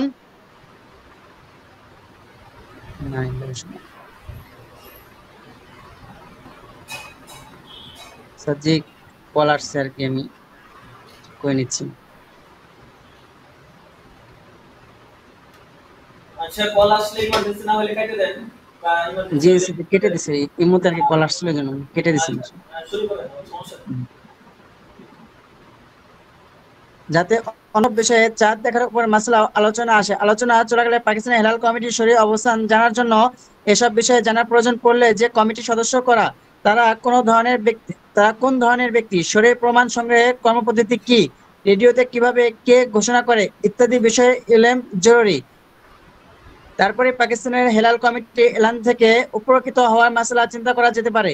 সুতরাং জনাবের কাছে আবেদন হলো, পাকিস্তানের হেলাল কমিটি সম্পর্কিত নিম্ন বর্ণিত বিবরণ তো জানা আছে, আর জানা না থাকলে অনুগ্রহপূর্বক কষ্ট করে জেনে অবহিত করবেন, যাতে পাকিস্তানের হেলাল কমিটির এলান থেকে শরীয়ী দৃষ্টিভঙ্গিতে হিন্দুস্তানে উপকৃত হওয়ার সুযোগ গ্রহণ করা যায়। 1. পাকিস্তানের হেলাল কমিটি কোন কোন আলেম, দায়ী উম্মতের সৎ ও ধার্মিক ব্যক্তিগণ সমন্বিত কমিটির সভাপতি কে? 2. চাঁদ প্রমাণের শরীয়ী সকল উসুল ও নিয়ম কানুন কমিটি লক্ষ্য রাখে কি? 3. চাঁদ দেখার শরীয়ী প্রমাণ সংগ্রহের পর এই কমিটি পূর্ণ দায়িত্ব সহকারে রেডিওতে নিজ ঘোষণা করে। 4. ঘোষণাকারী কমিটির সভাপতি নাকি সেক্রেটারি? 5. অমুক অমুক ব্যক্তি ঘোষণা করবেন এবং অমুক অমুক ব্যক্তি ঘোষণা করবে এ সম্পর্কে জনগণের পূর্বেই অবগত করা হয়। 6. হেলাল কমিটি আবহাওয়া বিভাগের হিসাব নিকাশের কোনো দখল আছে কিনা? কেননা প্রেসিডেন্ট আইয়ুব খানের আমলে চাঁদ দেখার ঘোষণা অধিক উলামায়ে থেকে নিয়ে আবহাওয়া বিভাগের হাওলা করে দেওয়া হয়েছিল, যা শরীয়তের দৃষ্টিতে শুদ্ধ না হওয়ায় পাকিস্তানের দায়িত্বশীল উলামায়ে কেরাম তাতে আপত্তি উত্থাপন করেন এবং সেখানে দুদিন ঈদ হয়, একটি সরকারি অপরটি জনসাধারণের। সম্ভবত এরপর কোনো ধরনের সংশোধন করা হয়েছে। বর্তমানে কি অবস্থা? উত্তর, মুহতারামি, আসসালামু আলাইকুম রাহমাতুল্লাহি ওয়া বারাকাতুহু। হেলাল কমিটি সম্পর্কিত আপনার মূল্যবান পত্র ইতিপূর্বেও অধমের কাছে পৌঁছেছিল এবং ওই সময় অধম তার বিস্তারিত উত্তরও পাঠিয়েছিল। অপেক্ষার বিষয় হলো তা আপনার হস্তগত হয়নি। যা হোক, পুনরায় প্রশ্নগুলো সংক্ষিপ্ত উত্তর পেশ করছি। 1. পাকিস্তানের চাঁদ দেখা কমিটি বিভিন্ন দৃষ্টিভঙ্গি উলামায়ে কেরাম সমন্বয়ে গঠিত, যাতে দেওবন্দি, বেরলভী, আহলে হাদিস এবং শিয়া হযরত অন্তর্ভুক্ত রয়েছেন। এর সর্বপ্রথম চেয়ারম্যান ছিলেন হযরত মাওলানা ইহতেশামুল হক থানভী রাহমাতুল্লাহ। তারপর থেকে বেরলভী দুজন আলেম চেয়ারম্যান হয়েছে। বর্তমানে একজন বেরলভী আলেম এর চেয়ারম্যান। অদ্যাবধি কমিটি সকল সিদ্ধান্তের সদস্যদের সর্বসম্মতিতে হয়ে আসছে। 2. কমিটির চেয়ারম্যান আমাকে বিবরণ শুনিয়েছেন, মৌলিকভাবে হেলাল কমিটির কর্মপদ্ধতি হলো, যা হযরত মাওলানা মুফতি মুহাম্মদ শফিউর রহমান সাহেব রহমতুল্লাহ আলাই, হযরত মাওলানা জফর আহমদ উসমানী রহমতুল্লাহ, হযরত মাওলানা সঈদ ইউসুফ বিন নূর রহমতুল্লাহ আলাই চয়ন করেছিলেন। আর স্বাভাবিকই এই কর্মপদ্ধতি শরীয়তের উসুল ও নিয়মাবলী অনুযায়ী ছিল, কিন্তু একটি ব্যাপার সামান্য কিছু ব্যবধান হয়ে গেছে, তা হলো উল্লেখিত হযরতগণের বর্ণিত কর্মপদ্ধতিতে এটাও অন্তর্ভুক্ত ছিল যে যদি চাঁদ দেখার কোনো সাব কমিটি নিজ শহরে চাঁদ দেখা বা এর শরীয়ী সাক্ষ্যের ভিত্তিতে সিদ্ধান্ত গ্রহণ করে, তাহলে এ ধরনের উপকমিটিকে সমস্ত দেশের জন্য সিদ্ধান্ত গ্রহণের কর্তৃক দিয়ে দেওয়া হবে এবং তাদের আওয়াজে ঘোষণা সম্প্রসারণ করা হবে। কিন্তু বর্তমান আমল হতে এরূপ কেন্দ্রীয় কমিটি উপকমিটি সিদ্ধান্তের সংবাদ ফোনের মাধ্যমে সংগ্রহ করে এবং তাদের সিদ্ধান্তের কথা উল্লেখ করে নিজেরা ঘোষণা ঘোষণা করে। একবার আমি কমিটির চেয়ারম্যানকে বলেছিলাম, ফোনের মাধ্যমে সিদ্ধান্তের সংক্রান্ত সংগ্রহ সময় কমপক্ষে অবশ্যই যেন এই সতর্কতা অবলম্বন করে যাতে ব্যাপক হয়ে যায়। প্রস্তাবে তার সম্মতি প্রকাশ করেছিল। 3, উল্লেখিত কর্মপদ্ধতি অনুযায়ী প্রমাণ সংগ্রহ হওয়ার পর কমিটি নিজেই রেডিওতে ঘোষণা করে। 4, এই ঘোষণা কমিটির চেয়ারম্যানের আওয়াজ কমিটি বৈঠক থেকে সরাসরি সম্প্রসারণ করা হয়। 5, জি হ্যাঁ, একথা সকলের জানা আছে এবং পত্র পত্রিকাতেও এসে যায় যে ঘোষণা কমিটির চেয়ারম্যান করেন। 6, কমিটির সিদ্ধান্তে আবহাওয়া অফিস আবহাওয়ার হিসাব নিকাশে কোনো দখল থাকে না। চাঁদ দেখার ব্যাপারে নির্ভরযোগ্য উলামায়ে কেরামের পক্ষ থেকে শরঈ সাক্ষ্য অনুযায়ী কৃত সিদ্ধান্তের উপর আমল করা উচিত। প্রশ্ন 1, এবছরে পেশোয়ার বিভাগের অনেক অঞ্চলে 1 জানুয়ারি 1968 ঈদুল ফিতর উদযাপন করা হয়েছিল। পেশোয়ার বিভাগে ব্যতীত পশ্চিম ও পূর্ব পাকিস্তান দুইরা 1968 ঈদুল ফিতর উদযাপন করা হয়েছিল। 1968 1 জানুয়ারি সকাল 10টা পর্যন্ত আমরা পরিবার পরিজন সহ রোজা রাখি। যেহেতু আমাদের গ্রামে ওই দিনে তথা 1 জানুয়ারিতে ঈদ উদযাপনের সিদ্ধান্ত হয়েছিল, তাই আমরা ওই দিনে ঈদ উদযাপন করি। অথচ এখানে পেশোয়ার, নেশাহরা এবং মারদান ইত্যাদি শহরগুলোতে অর্ধেকের বেশি মানুষ 1 তারিখে ঈদ উদযাপন করেনি। এমত অবস্থায় আমাদের জন্য আমাদের গ্রামের লোকদের সঙ্গ দেওয়া উচিত ছিল নাকি শহরবাসীদের, যারা 2 জানুয়ারি ঈদ উদযাপন করেছেন? উত্তর 1, আপনাদের গ্রামে যদি কোনো নির্ভরযোগ্য আলেম চাঁদের সাক্ষ্য গ্রহণপূর্বক 1 জানুয়ারি ঈদ উদযাপনের সিদ্ধান্ত করে থাকে, তবে আপনি 1 জানুয়ারি ঈদ পালন করে সঠিক কাজ করেছেন। আর যদি চাঁদ দেখার কোনো শরঈ সাক্ষ্য আপনার গ্রামে পাওয়া না গিয়ে থাকে, তবে শুধু সাধারণ মানুষের সিদ্ধান্ত ঈদ হয় না, আপনার একটি রোজা কাজা করা উচিত। প্রশ্ন 2, অনুরূপভাবে ঈদুল আজহাতেও চার সিদা অঞ্চলে 9 মার্চ ঈদুল আজহা উদযাপন করা হয়েছে এই হিসাবে যে এখানে 28/2/1968 তারিখ চাঁদ দেখার সাক্ষ্য পাওয়া গিয়েছিল। এই অঞ্চল ব্যতীত গোটা পেশোয়ার বিভাগে কোথাও 9/3/1968 তারিখে ঈদ করা হয়নি। এখনো আমাদের এলাকার লোকেরা 9/3/1968 তারিখ ঈদ করেছে, তাই আমরা তাদের সঙ্গ দিয়েছি। গ্রামবাসীদের সাথে থাকা আবশ্যক, তাই আমাদের এরূপ করা সঠিক না ভুল? উত্তর 2, বাস্তবিক পক্ষেই চারশিদায় যদি চাঁদ দেখার সাক্ষ্যের ভিত্তিতে 9 মার্চ ঈদুল আজহার ঘোষণা করা হয়ে থাকে এবং নির্ভরযোগ্য সূত্রে আপনার কাছে এই ঘোষণার সংবাদ পৌঁছে থাকে, তবে 9 মার্চ ঈদ করা আপনার জন্য সই হয়েছে। ভবিষ্যতের জন্য একথা স্মরণ রাখবেন যে চাঁদ দেখা কমিটি খাঁটি দিন বিষয় এবং শহীদের সাক্ষ্যের বিষয়ে নিয়ম রয়েছে। যেহেতু সাধারণ মানুষ এই নিয়ম সম্পর্কে অবগত নয়, তাই আপনার কাছে প্রতি যে সকল নির্ভরযোগ্য আলেম সাক্ষ্যের নিয়মাবলী সম্পর্কে অবগত রয়েছেন, তাদের শরণাপন্ন হয়ে বিশুদ্ধ সুরতহাল জেনে নেবেন।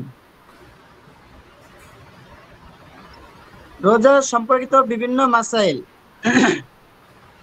সফরে রাসূল সাল্লাল্লাহু আলাইহি ওয়াসাল্লাম ও সাহাবায়ে কেরাম রাদিয়াল্লাহু আনহু রোজা রাখতেন কিনা?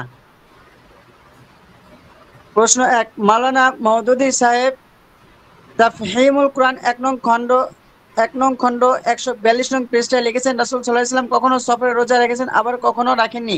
এই তাফসীরটি সঠিক কি? 2, রাসূল সাল্লাল্লাহু আলাইহি ওয়াসাল্লাম এর সাথে হযরত সাহাবায়ে কেরাম রাদিয়াল্লাহু আনহু যুদ্ধ অভিযানগুলোতে ছিলেন। সাহাবায়ে কেরাম রাদিয়াল্লাহু আনহু যুদ্ধকালে রোজা রাখতেন কি? যেমন মওদুদী সাহেব 142 নং পৃষ্ঠায় বলেছেন, রাসূল সাল্লাল্লাহু আলাইহি ওয়াসাল্লাম সঙ্গে থাকা হযরত সাহাবায়ে কেরাম রাদিয়াল্লাহু আনহু যুদ্ধ চলাকালীন কেউ রোজা রাখতেন, আবার কেউ রোজা রাখতেন না। এটা কি সঠিক?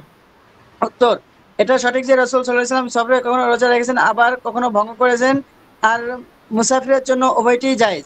আর যদি অস্বাভাবিক কষ্টের আশঙ্কা না থাকে, তবে রোজা রাখা উত্তম।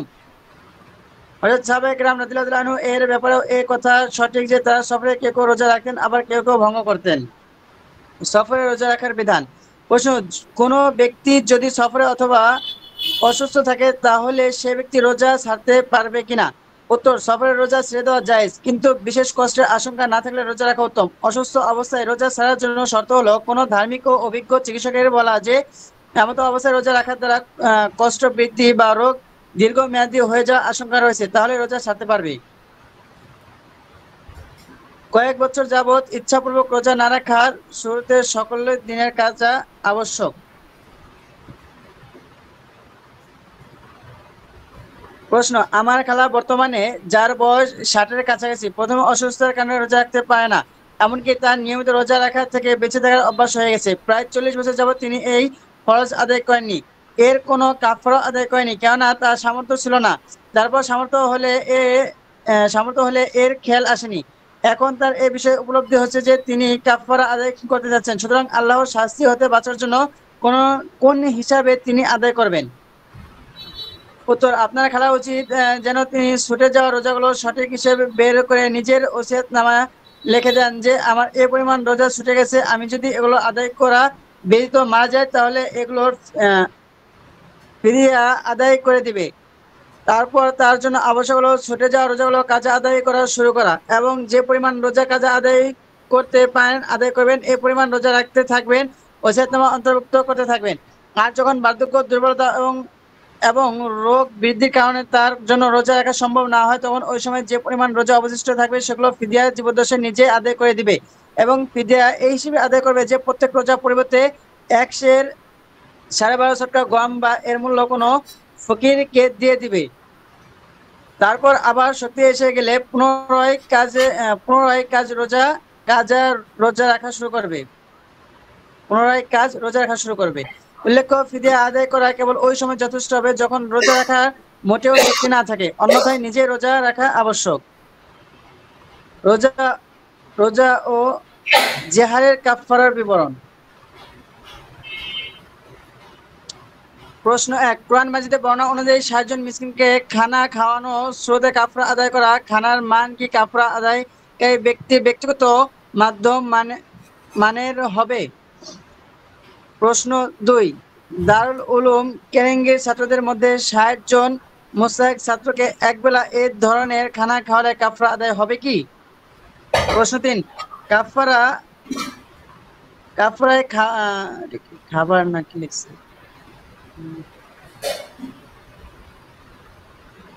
পিডিএফ এ লেখাটা স্পষ্ট আসতেছে না। 3 নম্বর প্রশ্নটা। আচ্ছা, কাফারা খাবার ব্যাপারে কোরআনে কারিমে নির্ধারিত 60 জন মিসকিন ব্যতীত সংখ্যায় 15 বা 20 জন ব্যক্তিকে ভিন্ন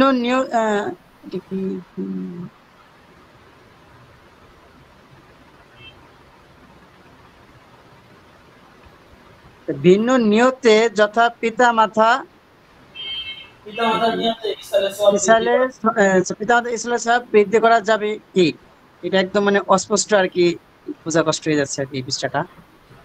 উত্তর, রোজা বা যারা কাফরা 60 জন মিসকিনের খানা খাওয়ালে জায়েজ তখনই হবে যখন লাগাতার 60টি রোজা রাখার সামর্থ্য না থাকে, অর্থাৎ লাগাতার অসুস্থতা বা বার্ধক্যের কারণে রোজা রাখতে পারে না। যদি রোজা রাখতে পারে তাহলে লাগাতার 60টি রোজা রাখাই জরুরি, খানা খাওয়ানো যথেষ্ট নয়। রোজা রাখতে না পারলে 60 জন মিসকিনকে খানা খাওয়াবে। এই স্রোতে 60 জন মিসকিনকে 2 বেলা কমপক্ষে রুটি ও তরকারি, আমাদের দেশে ভাত তরকারি ভরা পেট খাওয়াবে। আর উত্তম এটাই যে খানার মান কাফরা আদায়কারী নিজের মাঝারি মানের হবে। কোনো দিনই মাদ্রাসা জাকাতের মুস্তাহিকের মধ্য হতে 60 জন নির্বাচন করে 2 বেলা খাওয়ানোর দ্বারা কাফরা আদায় হয়ে যাবে। আর দ্বিতীয় হলো খানা খাওয়ানোর পরিবর্তে এর মূল্য সদকা করে নেবে।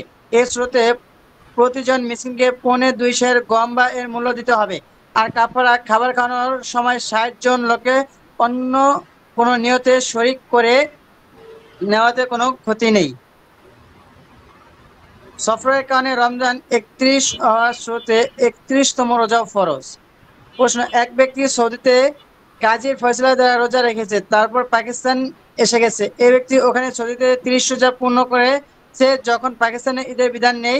হযরত মাওলানা মুফতি রশিদ আহমদ সাহেব হাসানুল ফতোয়া জাদিদ এর 4 নং খণ্ড 423 নং পৃষ্ঠায় সফরের কারণে রমজানে 31 বা 28 হয়ে গেলে সেও নাম লিখেছেন এ ব্যক্তি 31তম রোজাও রাখবে।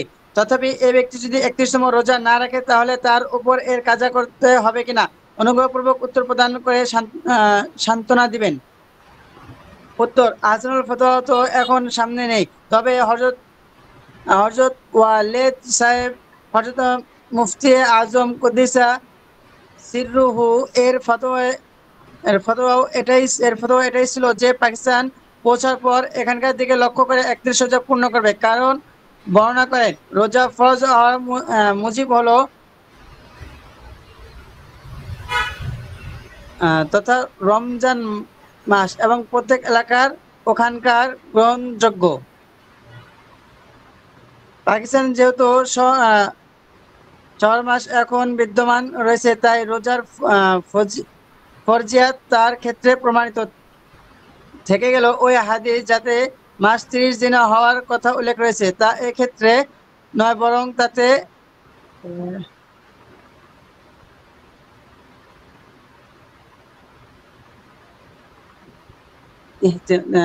ইহতিমাল বিদ্যমান রয়েছে।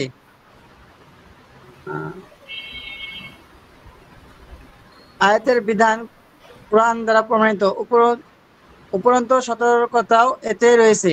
আর রোজা যখন ফরজ হলো তখন না রাখার দ্বারা কাজা আবশ্যক হবে।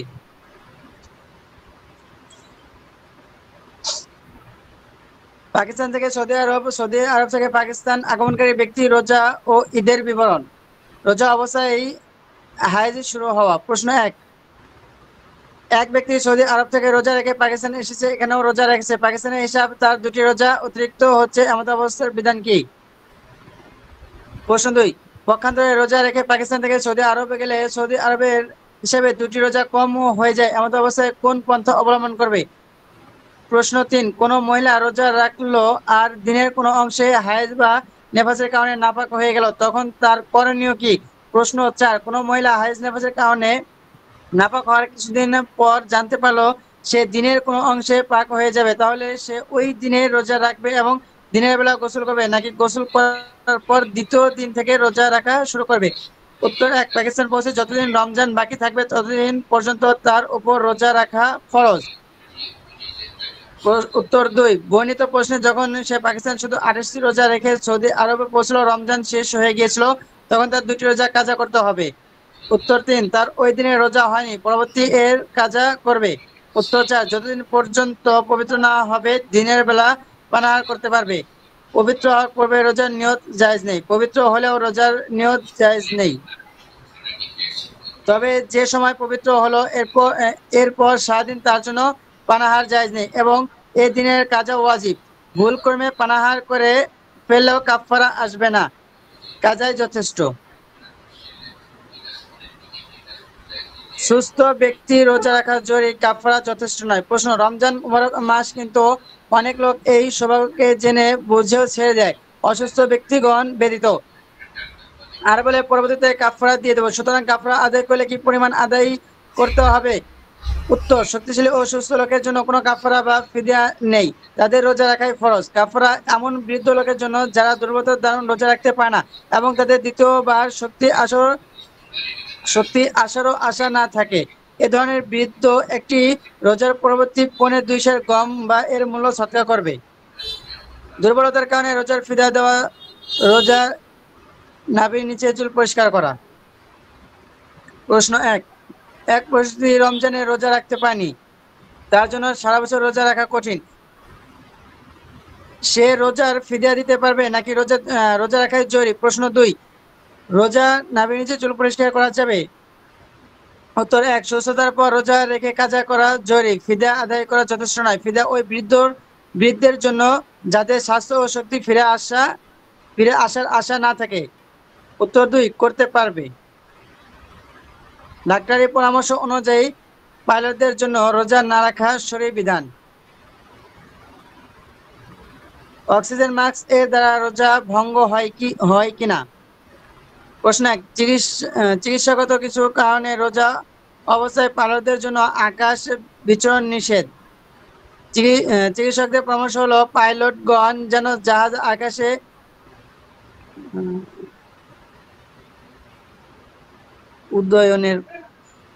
উদয়নের পূর্বেও অবশ্যই কিছু পানাহার করে নেয় এবং আকাশ ভ্রমণ থেকে ফিরে এসে পানাহার করে নেয়, অন্যথায় চিকিৎসা মতে তাদের সুস্থতায় খারাপ প্রভাব পড়তে পারে। সুতরাং এমত অবস্থায় শরীরের দৃষ্টিতে পাইলটদের জন্য রোজা না রাখা অনুমতি হতে পারে কি? প্রশ্ন 2, এমনকি পাইলটদের জন্য অক্সিজেন মাস্ক লাগানোর দ্বারা রোজা ঠিক থাকতে পারে কিনা? উত্তর 1, চিকিৎসকগণের কিছু পরামর্শ কেবল সতর্কতার ভিত্তিতে হয়ে থাকে, যার বিপরীত করার দ্বারা সাধারণত বাস্তবিক কোনো ক্ষতি হয় না। এ ধরনের পরামর্শের ভিত্তিতে রোজা ছাড়া জায়েজ নেই। তবে যদি পরামর্শের বিপরীতে করার দ্বারা বাস্তবিক ক্ষতির প্রবল সম্ভাবনা থাকে, তবে এমন অবস্থায় পালটের জন্য রোজা ছেড়ে দিয়ে পরবর্তীতে কাজা করা জায়েজ হবে। সফরের কারণে নিঃসন্দেহে রোজা কাজা করার অনুমতি আছে, কিন্তু সফরের পূর্বে বাড়িতে নিঃসন্দেহে বাড়িতেই খানা খাওয়া শুরু করা প্রয়োজন শর্তযুক্ত। উত্তর 2, অক্সিজেন মাস্ক লাগানোর দ্বারা যদি বাতাস বা তার কোনো অংশ ছাড়া অন্য কোনো জিনিস কন্টেনারতে না যায়, তবে তাতে রোজা ভাঙবে না। ফিদিয়ার টাকা কত? প্রশ্ন, বর্তমান হিসেবে রোজার ফিদিয়ার টাকা কত? উত্তর, বর্তমান হিসেবে প্রতি রোজার 2.5 সের গম্বা এর মূল্য আদায় করবেন। রোজার ফিদিয়ার বিবরণ। প্রশ্ন, জায়েদ 80 বছরের বৃদ্ধ, তিনি তার জীবনে রোজা ছাড়েননি, রোজা পাবন্দ। তিনি ঘটনাক্রমে পড়ে গিয়ে তার পাঁজরের হাড় ভেঙে গেছে এবং তাতে গর্ত হয়ে গেছে। কেবল প্রথম 5টি রোজা রাখতে পেরেছেন। তিনি রোজাগুলোর ফিদিয়া দেওয়ার সামর্থ্য রাখেন। রোজার ফিদিয়া কি? উত্তর, যদি বার্ধক্য বা অসুস্থতার কারণে ভবিষ্যতে কখনো রোজা রাখতে শক্তি ফিরে পাওয়ার আশা না থাকে, তাহলে রোজার ফিদিয়া দেওয়া যায়। কিন্তু শক্তি ফিরে আশা থাকলেও কাজা করাই আবশ্যক। ফিদিয়া দেওয়া সত্ত্বেও যদি শক্তি এসে যায়, তাহলে পরবর্তীতে রোজা রাখা ওয়াজিব হবে। এক রোজার ফিদিয়া 2.5 সের গম্বা এর মূল্য, যা বর্তমানে প্রায় 3.5 টাকা, বরং সতর্কতাবশত পূর্ণ 3 টাকা মনে করা উচিত। ইনজেকশন দ্বারা রোজা ভঙ্গ হওয়ার বিধান। প্রশ্ন, সাইয়্যিদুনা আল মুহতারাম, আসসালামু আলাইকুম ওয়া রাহমাতুল্লাহি ওয়া বারাকাতুহু। হযরতের খেদমত নিবেদন হলো 1992 সনের আমাদের একজন ওস্তাদ টিকা লাগানোর দ্বারা রোজা ভঙ্গ না হওয়ার ব্যাপারে একটি পত্র আপনার খেদমতে প্রেরণ করেছেন, যার উত্তর পাওয়া যায়নি। সুতরাং এখন আপনার অভিজিৎ পত্রিকা আল বালাগ জানুয়ারি শাবান সংখ্যায় 15 রোজার মাসাইলের অধীনে এই বিষয়টি প্রকাশিত হয়েছে। তখন তিনি পূর্বের লেখায় একটি ফটোকপি আমার হাওলা করেন, যাতে আপনার তত্ত্বাবধানে এর তাহকিক পেশ হয়। যদিও বিষয়টি আপনার ইফতার বিভাগে পাঠানোই মুনাসিব ছিল, কিন্তু আপনার সাক্ষাতে ধন্য হওয়ার উদ্দেশ্যে আপনার বরাবর পাঠাচ্ছি। জবাবে খাম সঙ্গে আসছে। হযরতের কাছে অনুরোধ হচ্ছে, আপনার লেটার প্যাডে এর উত্তর লিখে আমার কাছে পাঠিয়ে অনুগ্রহে কৃতজ্ঞতার জ্ঞাপন বাধিত করবেন। সকল প্রতিষ্ঠানের জন্য দোয়া করি এবং বিশেষ সময়গুলোতে দোয়া করার জন্য আপনার কাছে হাত জোর করে অনুরোধ করছি। উত্তর, বিষয়টি হলো এরূপ, রোজা অবস্থায় টিকা লাগানো রোজা ভঙ্গকারী সহায়তার দলিল প্রমাণের মাধ্যমে বিষয়টি বোঝা কয়েকটি ভূমিকার উপর নির্ভরশীল। 1, আল্লাহ তাআলা ইরশাদ করেন যে, তোমরা তাদের মোকাবেলার জন্য যথাসাধ্য শক্তি ও অশ্ববাহিনী প্রস্তুত রাখো। এর দ্বারা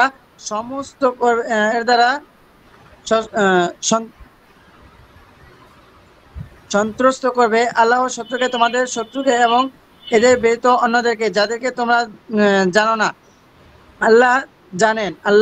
আল্লাহ তাদের জানেন। আল্লাহর পথে তোমরা যা ব্যয় করবে তার পূর্বে প্রতিদান তোমাদেরকে দেওয়া হবে এবং তোমাদের প্রতি জুলুম করা হবে না। অর্থ, উকাবা ইবনে আমার জোহানি রহমতুল্লাহ আলাইহি হতে বর্ণিত যে, আমি নবী করিম সাল্লাল্লাহু আলাইহি ওয়াসাল্লাম থেকে শুনেছি, তিনি মিম্বারের উপর বলছিলেন, খবরদার, কুওয়াত হচ্ছে তীর পরিচালনা করা। 3 বার বলেছেন। উক্ত আয়াতে কুওয়া শব্দের তাফসীর এবং স্বয়ং নবী করিম সাল্লাল্লাহু আলাইহি ওয়াসাল্লাম তীর পরিচালনা বলে করেছেন। পরিপূর্ণ তাফসীর বয়ানুল কোরআনে লেখা আছে, বর্তমান বন্দুক ও কামান তীরের স্থলাভিষিক্ত, অর্থাৎ তীর পরিচালনা অর্জন করে এর স্থলে বন্দুক ও কামান পরিচালনা চর্চা শুরু করব। এখন চিন্তার বিষয় হলো যে, নবী করিম সাল্লাল্লাহু আলাইহি ওয়াসাল্লাম এই বর্ণিত তাফসীর কিভাবে পরিবর্তন করা জায়েজ হলো? এর জবাব, শুধু এটাই সম্ভব যে তীর পরিচালনা মুখ্য উদ্দেশ্য ছিল না, বরং উদ্দেশ্য অর্জনের জন্য ওই যুগে কেবল একটি উপায় ছিল। ওই আয়াতের মুখ্য উদ্দেশ্য ছিল এই বিষয়টি যে, দূর থেকে ইসলামের শত্রুদের হত্যা করার চর্চা করো। ওই যুগে দূর থেকে শত্রুদের হত্যা করার উপায় ছিল তীর পরিচালনা করা। ভিন্ন কোনো উপায় ছিল না। যখন এর চেয়ে অনেক গুণ উত্তম অন্যান্য উপায় তৈরি হয়ে গেল, তখন তীর চালানো বর্জন করে বিদ্যমান অন্যান্য উপায় ইত্যাদি অবলম্বন করা ফরজ হয়ে গেল। কেননা তীর পরিচালনা মুখ্য উদ্দেশ্য ছিল না, প্রকৃতপক্ষে বিধান ছিল দূর থেকে শত্রুদেরকে হত্যার অনুশীলন করা। 2 শরীয়তে প্রণেতা তথা রাসূল সাল্লাল্লাহু আলাইহি ওয়াসাল্লাম এর জবান মোবারক থেকে যখন এমন কোন শব্দ প্রকাশ পায় যা অন্যকে অর্থের সম্ভাবনা রাখে এবং রাসূল সাল্লাল্লাহু আলাইহি ওয়াসাল্লাম এর পক্ষ থেকে কোনো একটি অর্থ নির্ধারিত প্রমাণিত না থাকে, তখন মুজতাহিদ নিজ ইজতিহাদ অনুযায়ী কোনো একটি অর্থ নির্ধারণ করলে এবং উক্ত নির্ধারণ সঠিক সিদ্ধান্তে পৌঁছতে না পারলে ওই মুজতাহিদের তিরস্কারযোগ্য হন না, বরং তা একটি সাহাবের কাজ। যেমন জৈনিক সাহাবী কোরআনের আয়াত শুনে সাদা ও কালো দুটি সুতা রাত্রে বেলা বালিশের নিচে রেখে দিয়েছিলেন এবং হযরত উম্মু হায়াতুল মুমিনগণ রাদিয়াল্লাহু আনহু হাদিস শুনে একে অপরের হাত মেপে হযরত সাউদা রাদিয়াল্লাহু আনহা এর মেজদাক নির্ধারণ করেছিলেন। 3 আমরা যা খাই তা পাকস্থলীতে স্থির হয়ে যাবে, ফুটানো পানির মতো হয়ে যাবে, যাকে দ্বিতীয় হজম বলা হয়। তারপর তা থেকে সূক্ষ্ম তন্ত্রের মাধ্যমে কলিজার দিকে আসে। এই সূক্ষ্ম মূলকে কাইলুস বা প্রথম হজম বলা হয়। তারপর এই কাইলুস বা প্রথম হজমে কলিজায় স্থিরীকৃত হয়। স্থিরীকৃত হওয়ার সময় তা থেকে ফেনা সৃষ্টি হয় এবং কিছু মল নিচে বসে যায়। এই ফেনা পীত বর্ণের হয় আর নিচে বসা মূল কালো। যে বস্তু পূর্ণরূপে স্থিরীকৃত হয় তা রক্ত হয়ে যায়, আর যা কিছু কাঁচা থাকে তা কফ হয়। তারপর কলিজা উক্ত চার মিশ্রণকে রগের সাহায্যে স্ব স্থানে পৌঁছে দেয়।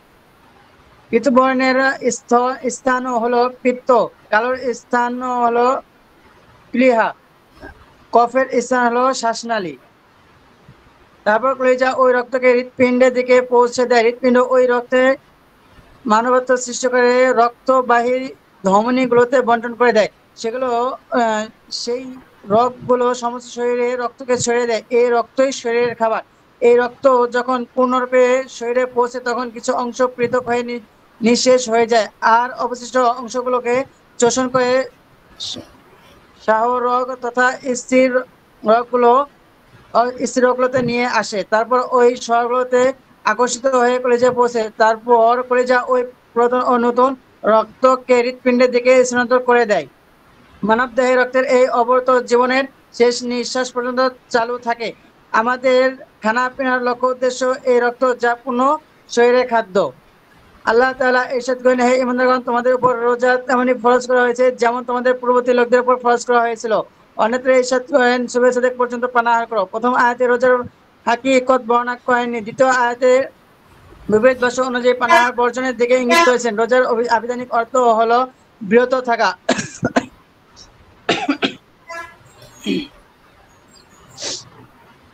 শরীয়তের পরিভাষায় সুবহে সাদিক থেকে সূর্যাস্ত পর্যন্ত নিয়ত সহ পানাহার ও স্ত্রী সহবাস থেকে বিরত থাকাকে রোজা বলা হয়।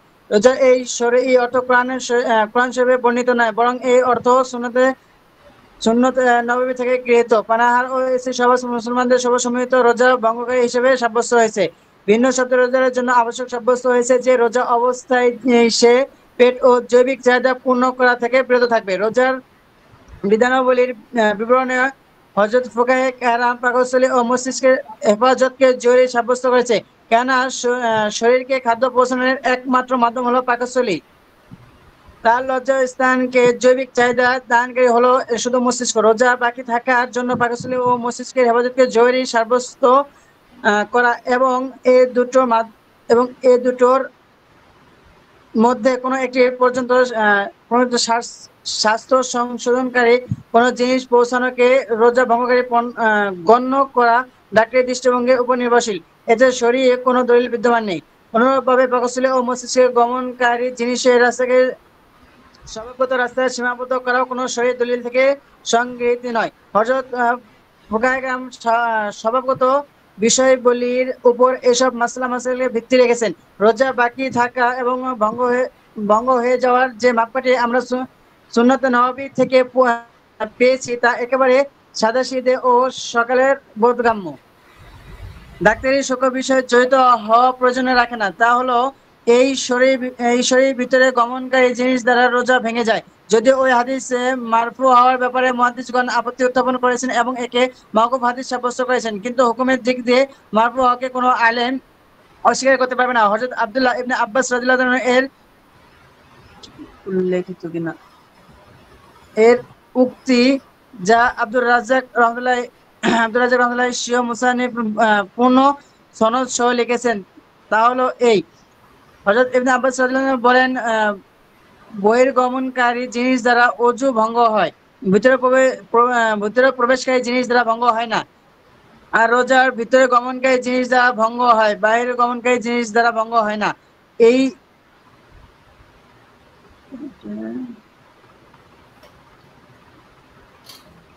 এই আসরে রোজা ও ওযু ভঙ্গ হওয়া না হওয়ার বিষয়টি একটি অপরটি বিপরীত বর্ণনা করেছেন। এই বৈপরীত্যের দ্বারা একথা স্পষ্ট হয়ে গেছে যে ভিতরে গমনকারী জিনিস রোজা ভঙ্গকারী। এই প্রবেশের জন্য স্বাভাবিক পথ হওয়ার কোনো বাধ্যবাধকতা নেই। প্রবেশ চাই পথ দিয়ে হোক বা অন্য কথা দিয়ে হোক। যেমন শরীরের কোনো অংশে কাঁটাবিদ্ধ হয়ে রক্ত প্রবাহিত হয়ে ওযু ভেঙে যায়, অথচ পথ ছাড়া অন্য স্থান দিয়ে রক্ত বের হচ্ছে। অনুরূপভাবে কোনো জিনিস প্রবেশ করা পথ দিয়ে হোক বা অন্য স্থান দিয়ে হোক রোজা ভঙ্গকারী সাব্যস্ত করা হয়েছে। এটাও একথা সমর্থন করে যে প্রবেশের জন্য স্বাভাবিক পথ হওয়া শর্ত নয়। এভাবে হযরত ফুকায়ে কেরামের বর্ণিত অধিকাংশ মাসাইল বৈপরীত্য পাওয়া যায়। মূল উদ্দেশ্য প্রবেশ ৩ নং ভূমিকায় বর্ণনা করা হয়েছে। প্রত্যেকে খাদ্য বা ঔষধ যা পাকস্থলীতে যায় তা 3টি হজমের পর রক্তে পরিবর্তিত হয়। আর প্রকৃতপক্ষে এই রক্তের প্রবেশ শরীরের খাদ্য পাকস্থলী ও কলিজার মাঝখানে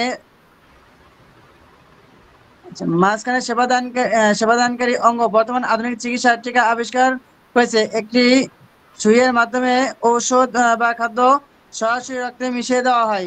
রক্তে এই ঔষধ খাদ্য মিলে পাকস্থলী ঔষধ বা খাদ্যের তুলনায় অনেক দ্রুত উপকারিতা প্রকাশ পায়।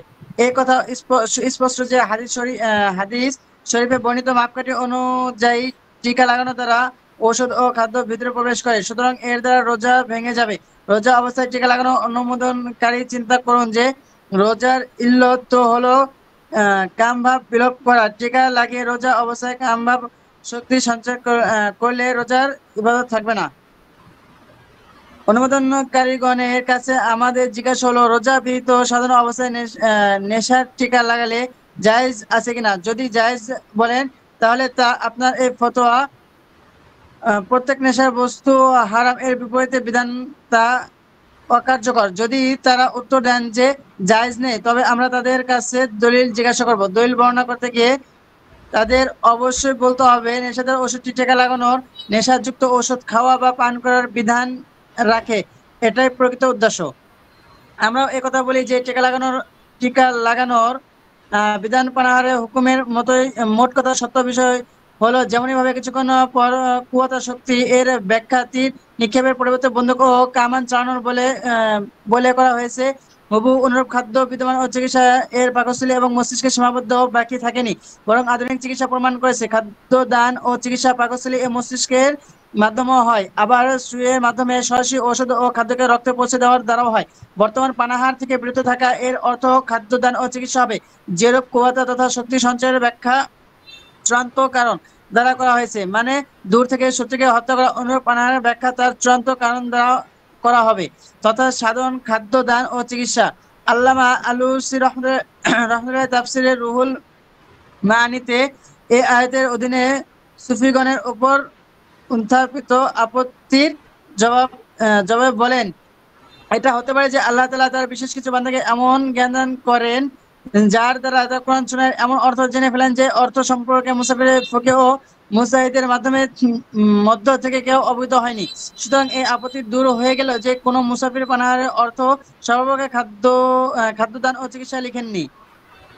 হযরত ফুকাহায়ে কেরাম স্বাভাবিক পানাহারকে দেখে স্বাভাবিক পদার্থগুলো দিন কোনো ওষুধ বা খাদ্য পাকস্থলী এবং মস্তিষ্কে পৌঁছে রোজা ভঙ্গের শর্ত এই কারণে সাব্যস্ত করেছেন যে এর বাহ্যিক অর্থ এটাই। যদিও আয়াতের এই বাহ্য অর্থ উদ্দেশ্য নয়, বরং সর্বপ্রকার খাদ্য দান ও চিকিৎসা উদ্দেশ্য। চাই তা পাকস্থলী ও মস্তিষ্কের মাধ্যমে স্বাভাবিক পথগুলোর সাহায্য অথবা কৃত্রিম পথের মাধ্যমে সরাসরি রক্ত মিশ্রণ দ্বারা হোক। ফুকাহায়ে কেরামগণ এই সঠিক সিদ্ধান্তে পৌঁছতে না পারা তাদের জ্ঞানের উন্নতির জন্য ত্রুটি সৃষ্টিকারী নয়। যেমন হযরত উম্মাহাতুল মুমিনিনের দীর্ঘ শব্দকে ইন্দ্রিয় অনুভূত লম্বা বোঝা এবং সাবেক কেরাম কর্তৃক সাদা ও কালো সুতাকে সাধারণ সুতা অর্থে প্রয়োগ করা তাদের উচ্চ জ্ঞানী হওয়ার জন্য ত্রুটি সৃষ্টিকারী নয়। যদিও হযরত উম্মুল মুমিনিন সাহাবায়ে কেরাম উদ্দেশিত অর্থ বোঝেনি, দলিলের জন্য একটি লাইন যথেষ্ট। এই লাইনগুলো হতে এ কথা স্পষ্ট হয়ে গেছে যে টিকা লাগানোর দ্বারা রোজা ভঙ্গ হয়ে যায়। এর কারণে শুধু রোজার কাজা আবশ্যক, কাফারা নয়। কেননা এই ফাসাদ তথা রোজা ভঙ্গ আত্মিক প্রশান্তি নেই। উলামায়ে কেরাম খেদমত আবেদন হলো তারা যেন এই বিষয়ে অবশ্যই চিন্তা করেন যে সেখানে হালাল ও হারামের দলিলে পরস্পর বিরোধী হয়, সেখানে হারামের দিকে প্রাধান্য দেওয়া আবশ্যক। এই চিন্তা গবেষণার পর ঘোষণা করে দিল রোজা অবস্থায় টিকা লাগানো রোজা ভঙ্গকারী, যাতে কাল কিয়ামতের দিন আহকামুল হাকিমের সামনে বলতে না হয়। উত্তর: মুহতারামি ওয়া মুকাররামি। আসসালামু আলাইকুম ওয়া রাহমাতুল্লাহি ওয়া বারাকাতুহু। আপনার চিঠি ও তৎসঙ্গ রোজা সম্পর্কে মাওলানা আব্দুর রাজ্জাক হাশেমি সাহেবের প্রবন্ধটি পেয়েছি। ইতিপূর্বে এই প্রবন্ধটি পড়েছি বলে স্মরণ নেই। এখন আমি অধ্যম দেখেছি। তবে এই দলিল উপস্থাপনের পদ্ধতির ব্যাপারে একমত হতে পারেনি, ব্যাখ্যার সুযোগ নেই। কিন্তু সারসংক্ষেপ আবেদন হলো সংশ্লিষ্ট প্রবন্ধের দলিল উপস্থাপন হিকমতকে উল্লেখিত সাথে সংমিশ্রণের চাহিদা বিন্যাস, যেমনটি প্রবন্ধকার লিখেছেন, রোজা ইল্লত নয়, হিকমত। আর প্রতিটি অংশে হিকমত পাওয়া যাওয়া জরুরি নয়। মৌলিক পথ সমূহে ও অন্যান্য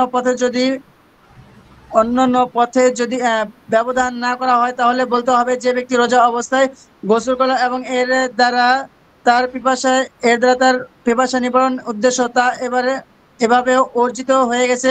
পানাহার বিরুদ্ধে অর্জিত খাদ্যদান রোজা ভঙ্গকারী হলে তার সুস্পষ্ট নস রয়েছে যে রাসূল সাল্লাল্লাহু আলাইহি ওয়াসাল্লাম বলেছেন, মানে আমার রব আমাকে পানাহার করান। এই পানাহার কেন রোজা ভঙ্গকারী হলো না? রোজার মূল উদ্দেশ্য হলো আনুগত্য করা, আর তা পানাহার ও স্ত্রী সহবাস থেকে বিরত থাকা দ্বারা অর্জিত হয়। অন্য কোনো উপায়ে যদি প্রতিপালন বা খাদ্যদান হয় তাহলে তা এর পরিপন্থী নয়। আর যদি পানাহার পাওয়া গেল, প্রতিপালন পাওয়া গেল না, যেমন পাথর গিলে ফেলার স্রোতে, তখন রোজা ভেঙে যায়। সুতরাং রোজার ভিত্তি প্রতিপালনের উপর না, বরং পানাহারের উপর।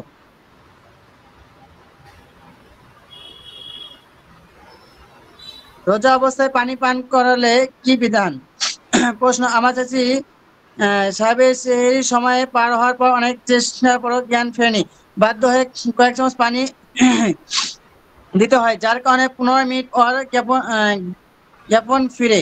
চাচি রোজা সেদা পছন্দ করেনি, সেই রোজা রেখে ফেলেন।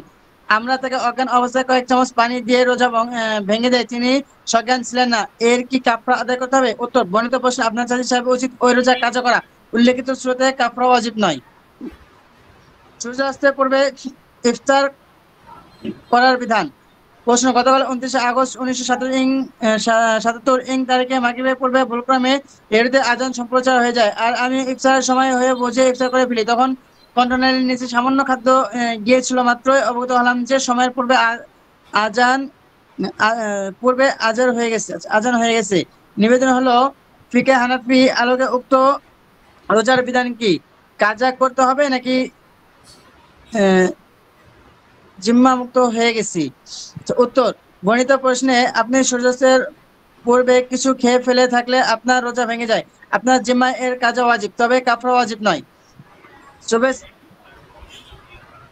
শবে সাদেকের পর পর্যন্ত সাহারি খেতে থাকার বিধান। রেডিওতে ভুল ঘোষণা ভিত্তিতে সূর্যাস্তের পূর্বে ইফতারের বিধান। প্রশ্ন: এক সাহাবী শেষ সময় 4:35 আজান হয় 5টায়, আমরা 5টা পর্যন্ত সাহারি খেতে পারবো কি? 5টার পরে খেতে পার- 5টার পরও খেতে পারবো কি? সর্বশেষ সময় কোনটি? 5টা পর্যন্ত খাওয়ার দ্বারা রোজার উপর কি কোনো প্রভাব পড়বে? প্রশ্ন 2, রেডিওর ভুলের কারণে সোমবার দিনে রোজা 5 মিনিট পূর্বে খুলে ফেলা হয়েছে, তা পুনরায় রাখতে হবে কি? উত্তর 1, সুবহে সাদিকের পর অতিরিক্ত 1 মিনিটে খেলেও রোজা ফাসাদ, সুতরাং 4:45 সুবহে সাদিক হলে 5টা পর্যন্ত কিভাবে খেতে পারে? হ্যাঁ, কোনো সময় কোনো ক্যালেন্ডারে সারি শেষ সময় সুবহে সাদিকের কয়েক মিনিট পূর্বে লেখা হয়, তখন এ পরিমাণ মিনিট পর্যন্ত বিলম্ব করে খাওয়ার দ্বারা রোজা ফাসাদ হবে না। সুতরাং মূল বিষয় হলো সুবহে সাদিকের সময় এ সঠিক জ্ঞান রাখা উচিত। দারুল উলুমের ক্যালেন্ডার সুবহে সাদিকের সময় রয়েছে। উত্তর 2, যারা এই ঘোষণার ভিত্তিতে সূর্যাস্তের পূর্বে ইফতার করেছেন তাদের উপর কাজ আবশ্যক। কানাডায় রোজা রাখার অসুস্থতার সার্টিফিকেট গ্রহণের বিধান। প্রশ্ন, কানাডায় 17 ঘন্টা রোজা হয়। কোনো ফ্যাক্টরিতে বেশি কষ্টের কাজে দরুন দুর্বলতার লোকদের রোজা রাখা কঠিন হয়ে যায়, বরং কেউ তো একেবারে রোজাই ছেড়ে দেয়। যদি কোনো ব্যক্তি অসুস্থ না হয়ে রোজা রাখার জন্য ডাক্তারের থেকে অসুস্থতার সার্টিফিকেট গ্রহণের মাধ্যমে ছুটি ভোগ করে, তাহলে তার জন্য ওইসব ছুটিতে অসুস্থতার ভাতা গ্রহণ বৈধ হবে। উত্তর, গণিত প্রশ্নে রোজা রাখার জন্য অসুস্থতার সার্টিফিকেট এই ব্যাপারে সাপেক্ষে গ্রহণ করা যেতে পারে যে রোজা অবস্থায় মানুষটির স্বাস্থ্য সাধারণত একেবারে ভারসাম্যপূর্ণ হয়ে থাকে না, কমপক্ষে দুর্বলতা তো এসে যায়। এ ব্যাখ্যা সাপেক্ষে ভাতা গ্রহণ করা যাবে, তাতে এমনটা তখনই করা যাবে যখন ছুটি গ্রহণ ব্যতীত রোজা মোটেও সম্ভব না হয়। সময়ের পূর্বে ইচ্ছাপূর্বক ইফতার করা শুরুতে কাজা কাফারা উভয় আবশ্যক। প্রশ্ন, হাবিবুর রহমান নামক এক ইমাম রমজান মাসে জিদের বশবর্তী হয়ে দুদিন লোকদেরকে সময় পূর্বে ইফতার করায়, তার এ অপরাধের জন্য শরঈ বিচার দাবি করা হয়। শরঈ বিধানের আওতায় তাকে তলব করা হলে তিনি তার উত্তরে লিখিত চিঠি পাঠান, যার বিষয়বস্তু নিম্নরূপ: 1, সর্বপ্রথম আদম আলাইহিসসালাম ভুল করেছেন এবং এই ধারাবাহিকতায় অন্যান্য নবীগণও ভুল করে এসেছেন, সুতরাং আমি সময়ের পূর্বে ইফতার করে কোনো ধরনের বড় ভুল করে ফেলেছি। 2, আমি একজন আলেমের উপর মিথ্যা ও ভিত্তিহীন চাপাচাপি ও অপবাদ আরোপ করা হয়েছে। এখন জিজ্ঞাসা করা হলো, অপরাধে লিপ্ত ব্যক্তির ব্যাপারে কি বিধান? সময়ের পূর্বে ইফতার করাকে পয়গম্বরগণের প্রতি ভুলের সম্বন্ধকারী ব্যক্তির জন্য কুরআন হাকিম এবং হযরত মুসাইদগণের কাছে কি বিধান? আর যেসব মুসলমান এমন ইমামের অনুসরণ করে তাদের ব্যাপারে বিধান কি? উত্তর, সময়ের পূর্বে ইফতার করা বা অন্য কাউকে ইফতার করতে বাধ্য করা অনেক বড় গুনাহ। যেসব ব্যক্তি এ কথা জেনে বুঝে যে এখানে ইফতারের সময় তথা সূর্যাস্ত হয়নি, ইফতার করে ফেললে তাদের উপর কাজা ও কাফারা উভয় ওয়াজিব। যে ব্যক্তি শুধু জিদের কারণে এমন ভুল করলো, তার স্বীয় গুনাহের জন্য তওবা করা আবশ্যক। এ কাজের ব্যাখ্যা করা এবং নবীগণের ভুলের কাতারে দাঁড় করা নিকৃষ্টতম বেয়াদবি। এ ধরনের লোকের দ্রুত নিজ গুনাহ হতে তওবা করা উচিত। সে যদি তওবা না করে তবে তার পিছনে নামাজ মাকরুহে তাহরিমি। সাহরি খাওয়ার সময়ের ব্যাপারে ইমদাদুল ফতোয়া ও ফতোয়া স্বামীর ইবারতে কোনো বিরোধ নেই। প্রশ্ন, ইমদাদুল ফতোয়া রোজা অধ্যায় প্রথম খণ্ড পৃষ্ঠা 167 রয়েছে যে ফুকাহে কেরাম সতর্কতা অবলম্বন করেছেন সূর্যাস্ত থেকে সূর্যোদয় পর্যন্ত পূর্ণ সময়কে 7 ভাগে ভাগ করেছেন। 6 অংশের সাহরি খেতে পারবে। তাফসীর তানবীরুল ইমানের 2 নং পারা 7 নং রুকুতে দুররে মুখতারের হাওয়ালায় অনুরূপ রয়েছে, কিন্তু আমি দূরে মুখতারে দেখিনি। তবে ফতোয়ায়ে হিন্দিয়া ও শামিতে রয়েছে সেহরি খাওয়ার মুস্তাহাব সময় রাতের শেষাংশ অর্থাৎ ষষ্ঠমাংশে। এই ইবারত থেকে জানা যায় সূর্যাস্ত হতে সূর্যোদয় পর্যন্ত সময়কে 6 ভাগে ভাগ করা হবে। 6 অংশে সাহরি খেতে পারবে, 7 ভাগে ভাগ করা জানা যায় না। ব্যাহত 2 ইবারতের বৈপরীত বোঝা যায়। এর সমাধান দিন। উত্তর, ইমদাদুল ফতোয়া ও ফতোয়া স্বামীতে কোনো বিধান নেই। ইমদাদুল ফতোয়াতে লিখেছেন সূর্যাস্ত হতে সূর্য উদয় পর্যন্ত সময়কে 7 ভাগে ভাগ করা হবে। এর মধ্যে হতে 6 অংশে সেহরি খেতে পারবে। সপ্তম অংশ হতে সতর্কতামূলক সাহরি খাওয়া বন্ধ করে দেব। দিবে। আর ফতোয়া স্বামীজি লিখেছেন সূর্যাস্ত থেকে নিয়ে সুবে সাদেক পর্যন্ত যে সময় থাকে 6 ভাগে ভাগ করলে ষষ্ঠাংশে সারি খাওয়া মুস্তাহাব। সুতরাং কোনো বিরোধ নেই, কেননা প্রথম বর্ণায় সূর্যোদয় পর্যন্ত সময়কে ভাগ করা হচ্ছে আর দ্বিতীয় বর্ণায় সুবে সাদেক পর্যন্ত সময়কে। রোজা রাখা অবস্থায় মেসক চিবানোর বিধান। প্রশ্ন, রোজা রাখা অবস্থায় মেসক চিবানো জায়েজ আছে কিনা? উত্তর, মেসক করা তো জায়েজ, তবে মেসক চিবানো থেকে যথাসম্ভব বিরত থাকা উচিত। উত্তম হলো পূর্বে মেসক বানিয়ে রাখা। তথাপিও মেসকের রস কণ্ঠনালীতে না পৌঁছলে চিবানোর দ্বারা রোজা ভঙ্গ হয় না। রোজার নিয়ত কখন পর্যন্ত করা যায়? রমজানে যদি অর্ধ দিবসের পূর্বে নিয়ত করতে ভুলে যায়, অর্ধ দিবস অতিবাহিত হওয়ার পর কিছু বার সরানো হলেও নিয়ত করে নিলে তা জায়েজ আছে কি? তার রোজা হবে কি? তো রোজা সহি হওয়ার জন্য অর্ধ দিবসের পূর্বে নিয়ত করা জরুরি, তাছাড়া রোজা হয় না। তবে একথা স্পষ্ট হওয়া উচিত যে নিয়তের উদ্দেশ্য হলো মনের ইচ্ছা, মুখে কিছু বলা জরুরি নয়। সুতরাং মনে মনে রোজার ইচ্ছা থাকলে মুখে কিছু না বলেও রোজা হয়ে যাবে। রোজার ফিদিয়ার পরিমাণ এবং তার আদায়ের বিভিন্ন বিধান। প্রশ্ন, হৃদরোগ ও শারীরিক দুর্বলতার কারণে চিকিৎসার পরামর্শ রমজানে রোজা রাখতে পারেনি, তাই এখন রোজার ফিদিয়া ফরজ নাকি ওয়াজিব? আর পূর্ণ মাসের ফিদিয়ার পরিমাণ কত হবে? একসাথে দিতে হবে নাকি অল্প অল্প করে দেওয়া যাবে? রমজান মাসে আদায় করতে হবে বা কত দিনের ভিতরে আদায় করা যাবে? উত্তর, যদি রোগ এমনও হয় যে যোগ্য চিকিৎসকের মতে পুনরায় এ পরিমাণ শক্তি আসার আশা থাকে যে অবস্থায় রোজা রাখা যেতে পারবে, তাহলে ফিদিয়া যথেষ্ট নয়, সেই রোজাগুলো কাজে আদায় করা জরুরি। তবে যদি এ ধরনের শক্তি আসার সম্ভাবনা না থাকে তাহলে ফিদিয়া দেওয়া যেতে পারে। একটি রোজার ফিদিয়া এক সের সাড়ে 12 ছটাক গম বা তার মূল্য। এভাবে 30 দিনের ফিদিয়া 53 সের 9 ছটাক হয়। বাজার থেকে এর মূল্য জেনে নিয়ে তা পরিশোধ করতে পারে, তবে গমের মূল্য গ্রহণযোগ্য আটার নয়। রোজ প্রতি 2.25 সের গমের মূল্য দিবে। আর ফিদিয়ার মুস্তাহিক ওই ব্যক্তি যে জাকাতের মুস্তাহিক, অর্থাৎ ওই ব্যক্তি যার কাছে 52 তোলা রূপা বা সমমূল্যের কোনো জিনিস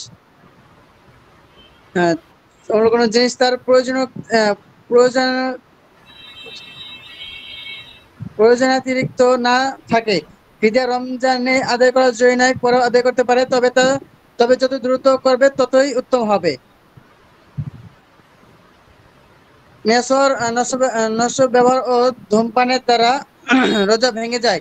প্রশ্ন, চুনা ইত্যাদি দিয়ে যে নেশা মুখে রাখা হয় এর শরীর বিধান কি? কেউ এ হারাম, আবার কেউ বৈধ বলেন। এর দ্বারা রোজা ভেঙে যায় কি? উত্তর, তামাক নেশা ইত্যাদি ব্যবহার মুবাহ, আর এর দ্বারা রোজাও ভেঙে যায়, কেননা নেশা মুখে রাখা কার্যত খাওয়ার হুকুমের অন্তর্ভুক্ত।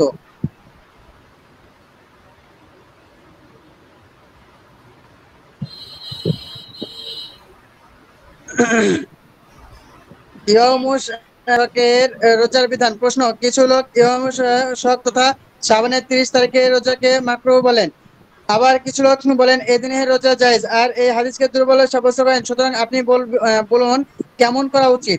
উত্তর,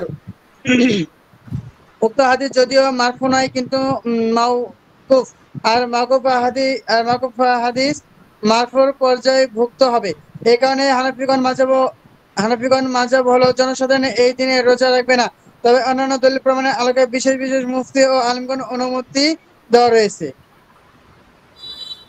আর যদি বিশিষ্ট আলিমগণ উক্ত হাদিসের ভিত্তিতে রোজা না রাখেন তবু কোনো ক্ষতি নেই। কারো যদি এমন অভ্যাস থাকে যে সে কোনো বিশেষ দিন রোজা রাখে আর সেদিনটি 30 তারিখে এসে গেছে, তবে সে রোজা রাখতে পারবে। আরো করতে হবে।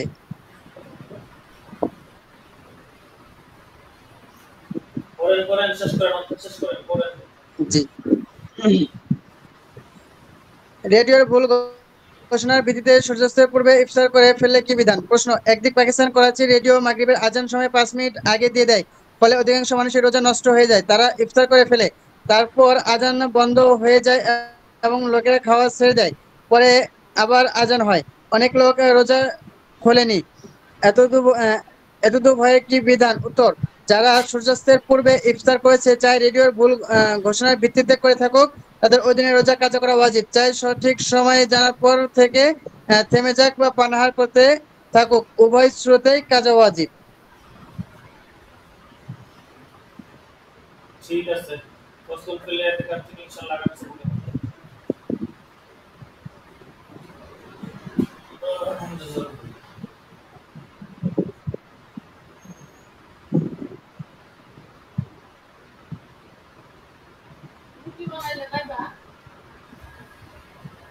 হাজিরা টাকা হবে, হাজিরা দেব।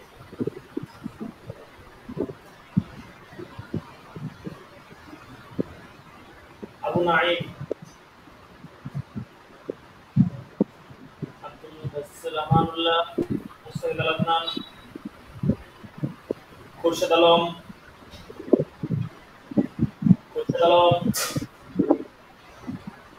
লাব্বাইক 13 আবু সাকিবুল জি ইসলাম, 13 আছে লাব্বাইক 17 নম্বর শাহাদাত হুসাইন,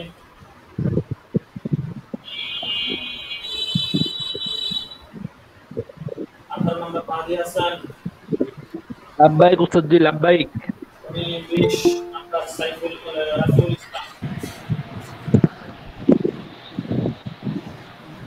21 নম্বর আব্দুর রহমান সিরাজি, লাব্বাইক উস্তাদ জি।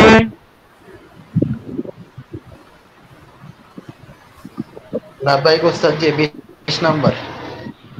20 নম্বর উস্তাদ জি 21 নাম্বার লাব্বাইক উস্তাদ জি। তো পেস্ট লাগাই দিবেন, সিরিয়াল বাই সিরিয়াল দিবেন। 22 নম্বর আলী হুসাইন, লাব্বাইক উস্তাদ জি। 23 নম্বর ইরশাদুল্লাহ, ইরশাদুল্লাহ নাই,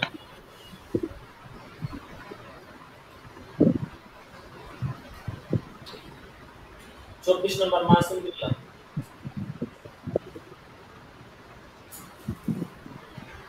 আল আমিন 29, তাসমিম মাহমুদ, তুফাল আহমদ 33, তুফাল আহমদ, ইউসুফ মাহমুদ 36,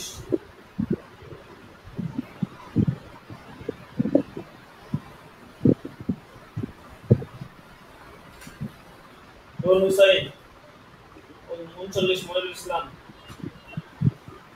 মনিরুল ইসলাম 40 নম্বর ফজল আলী,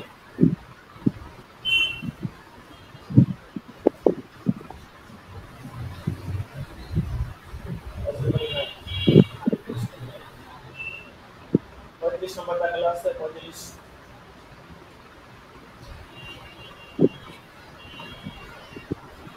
আচ্ছা ঠিক আছে, আজকে এই পর্যন্ত, আগামীকাল দরস করে সবাই সঙ্গে চলে আসবে।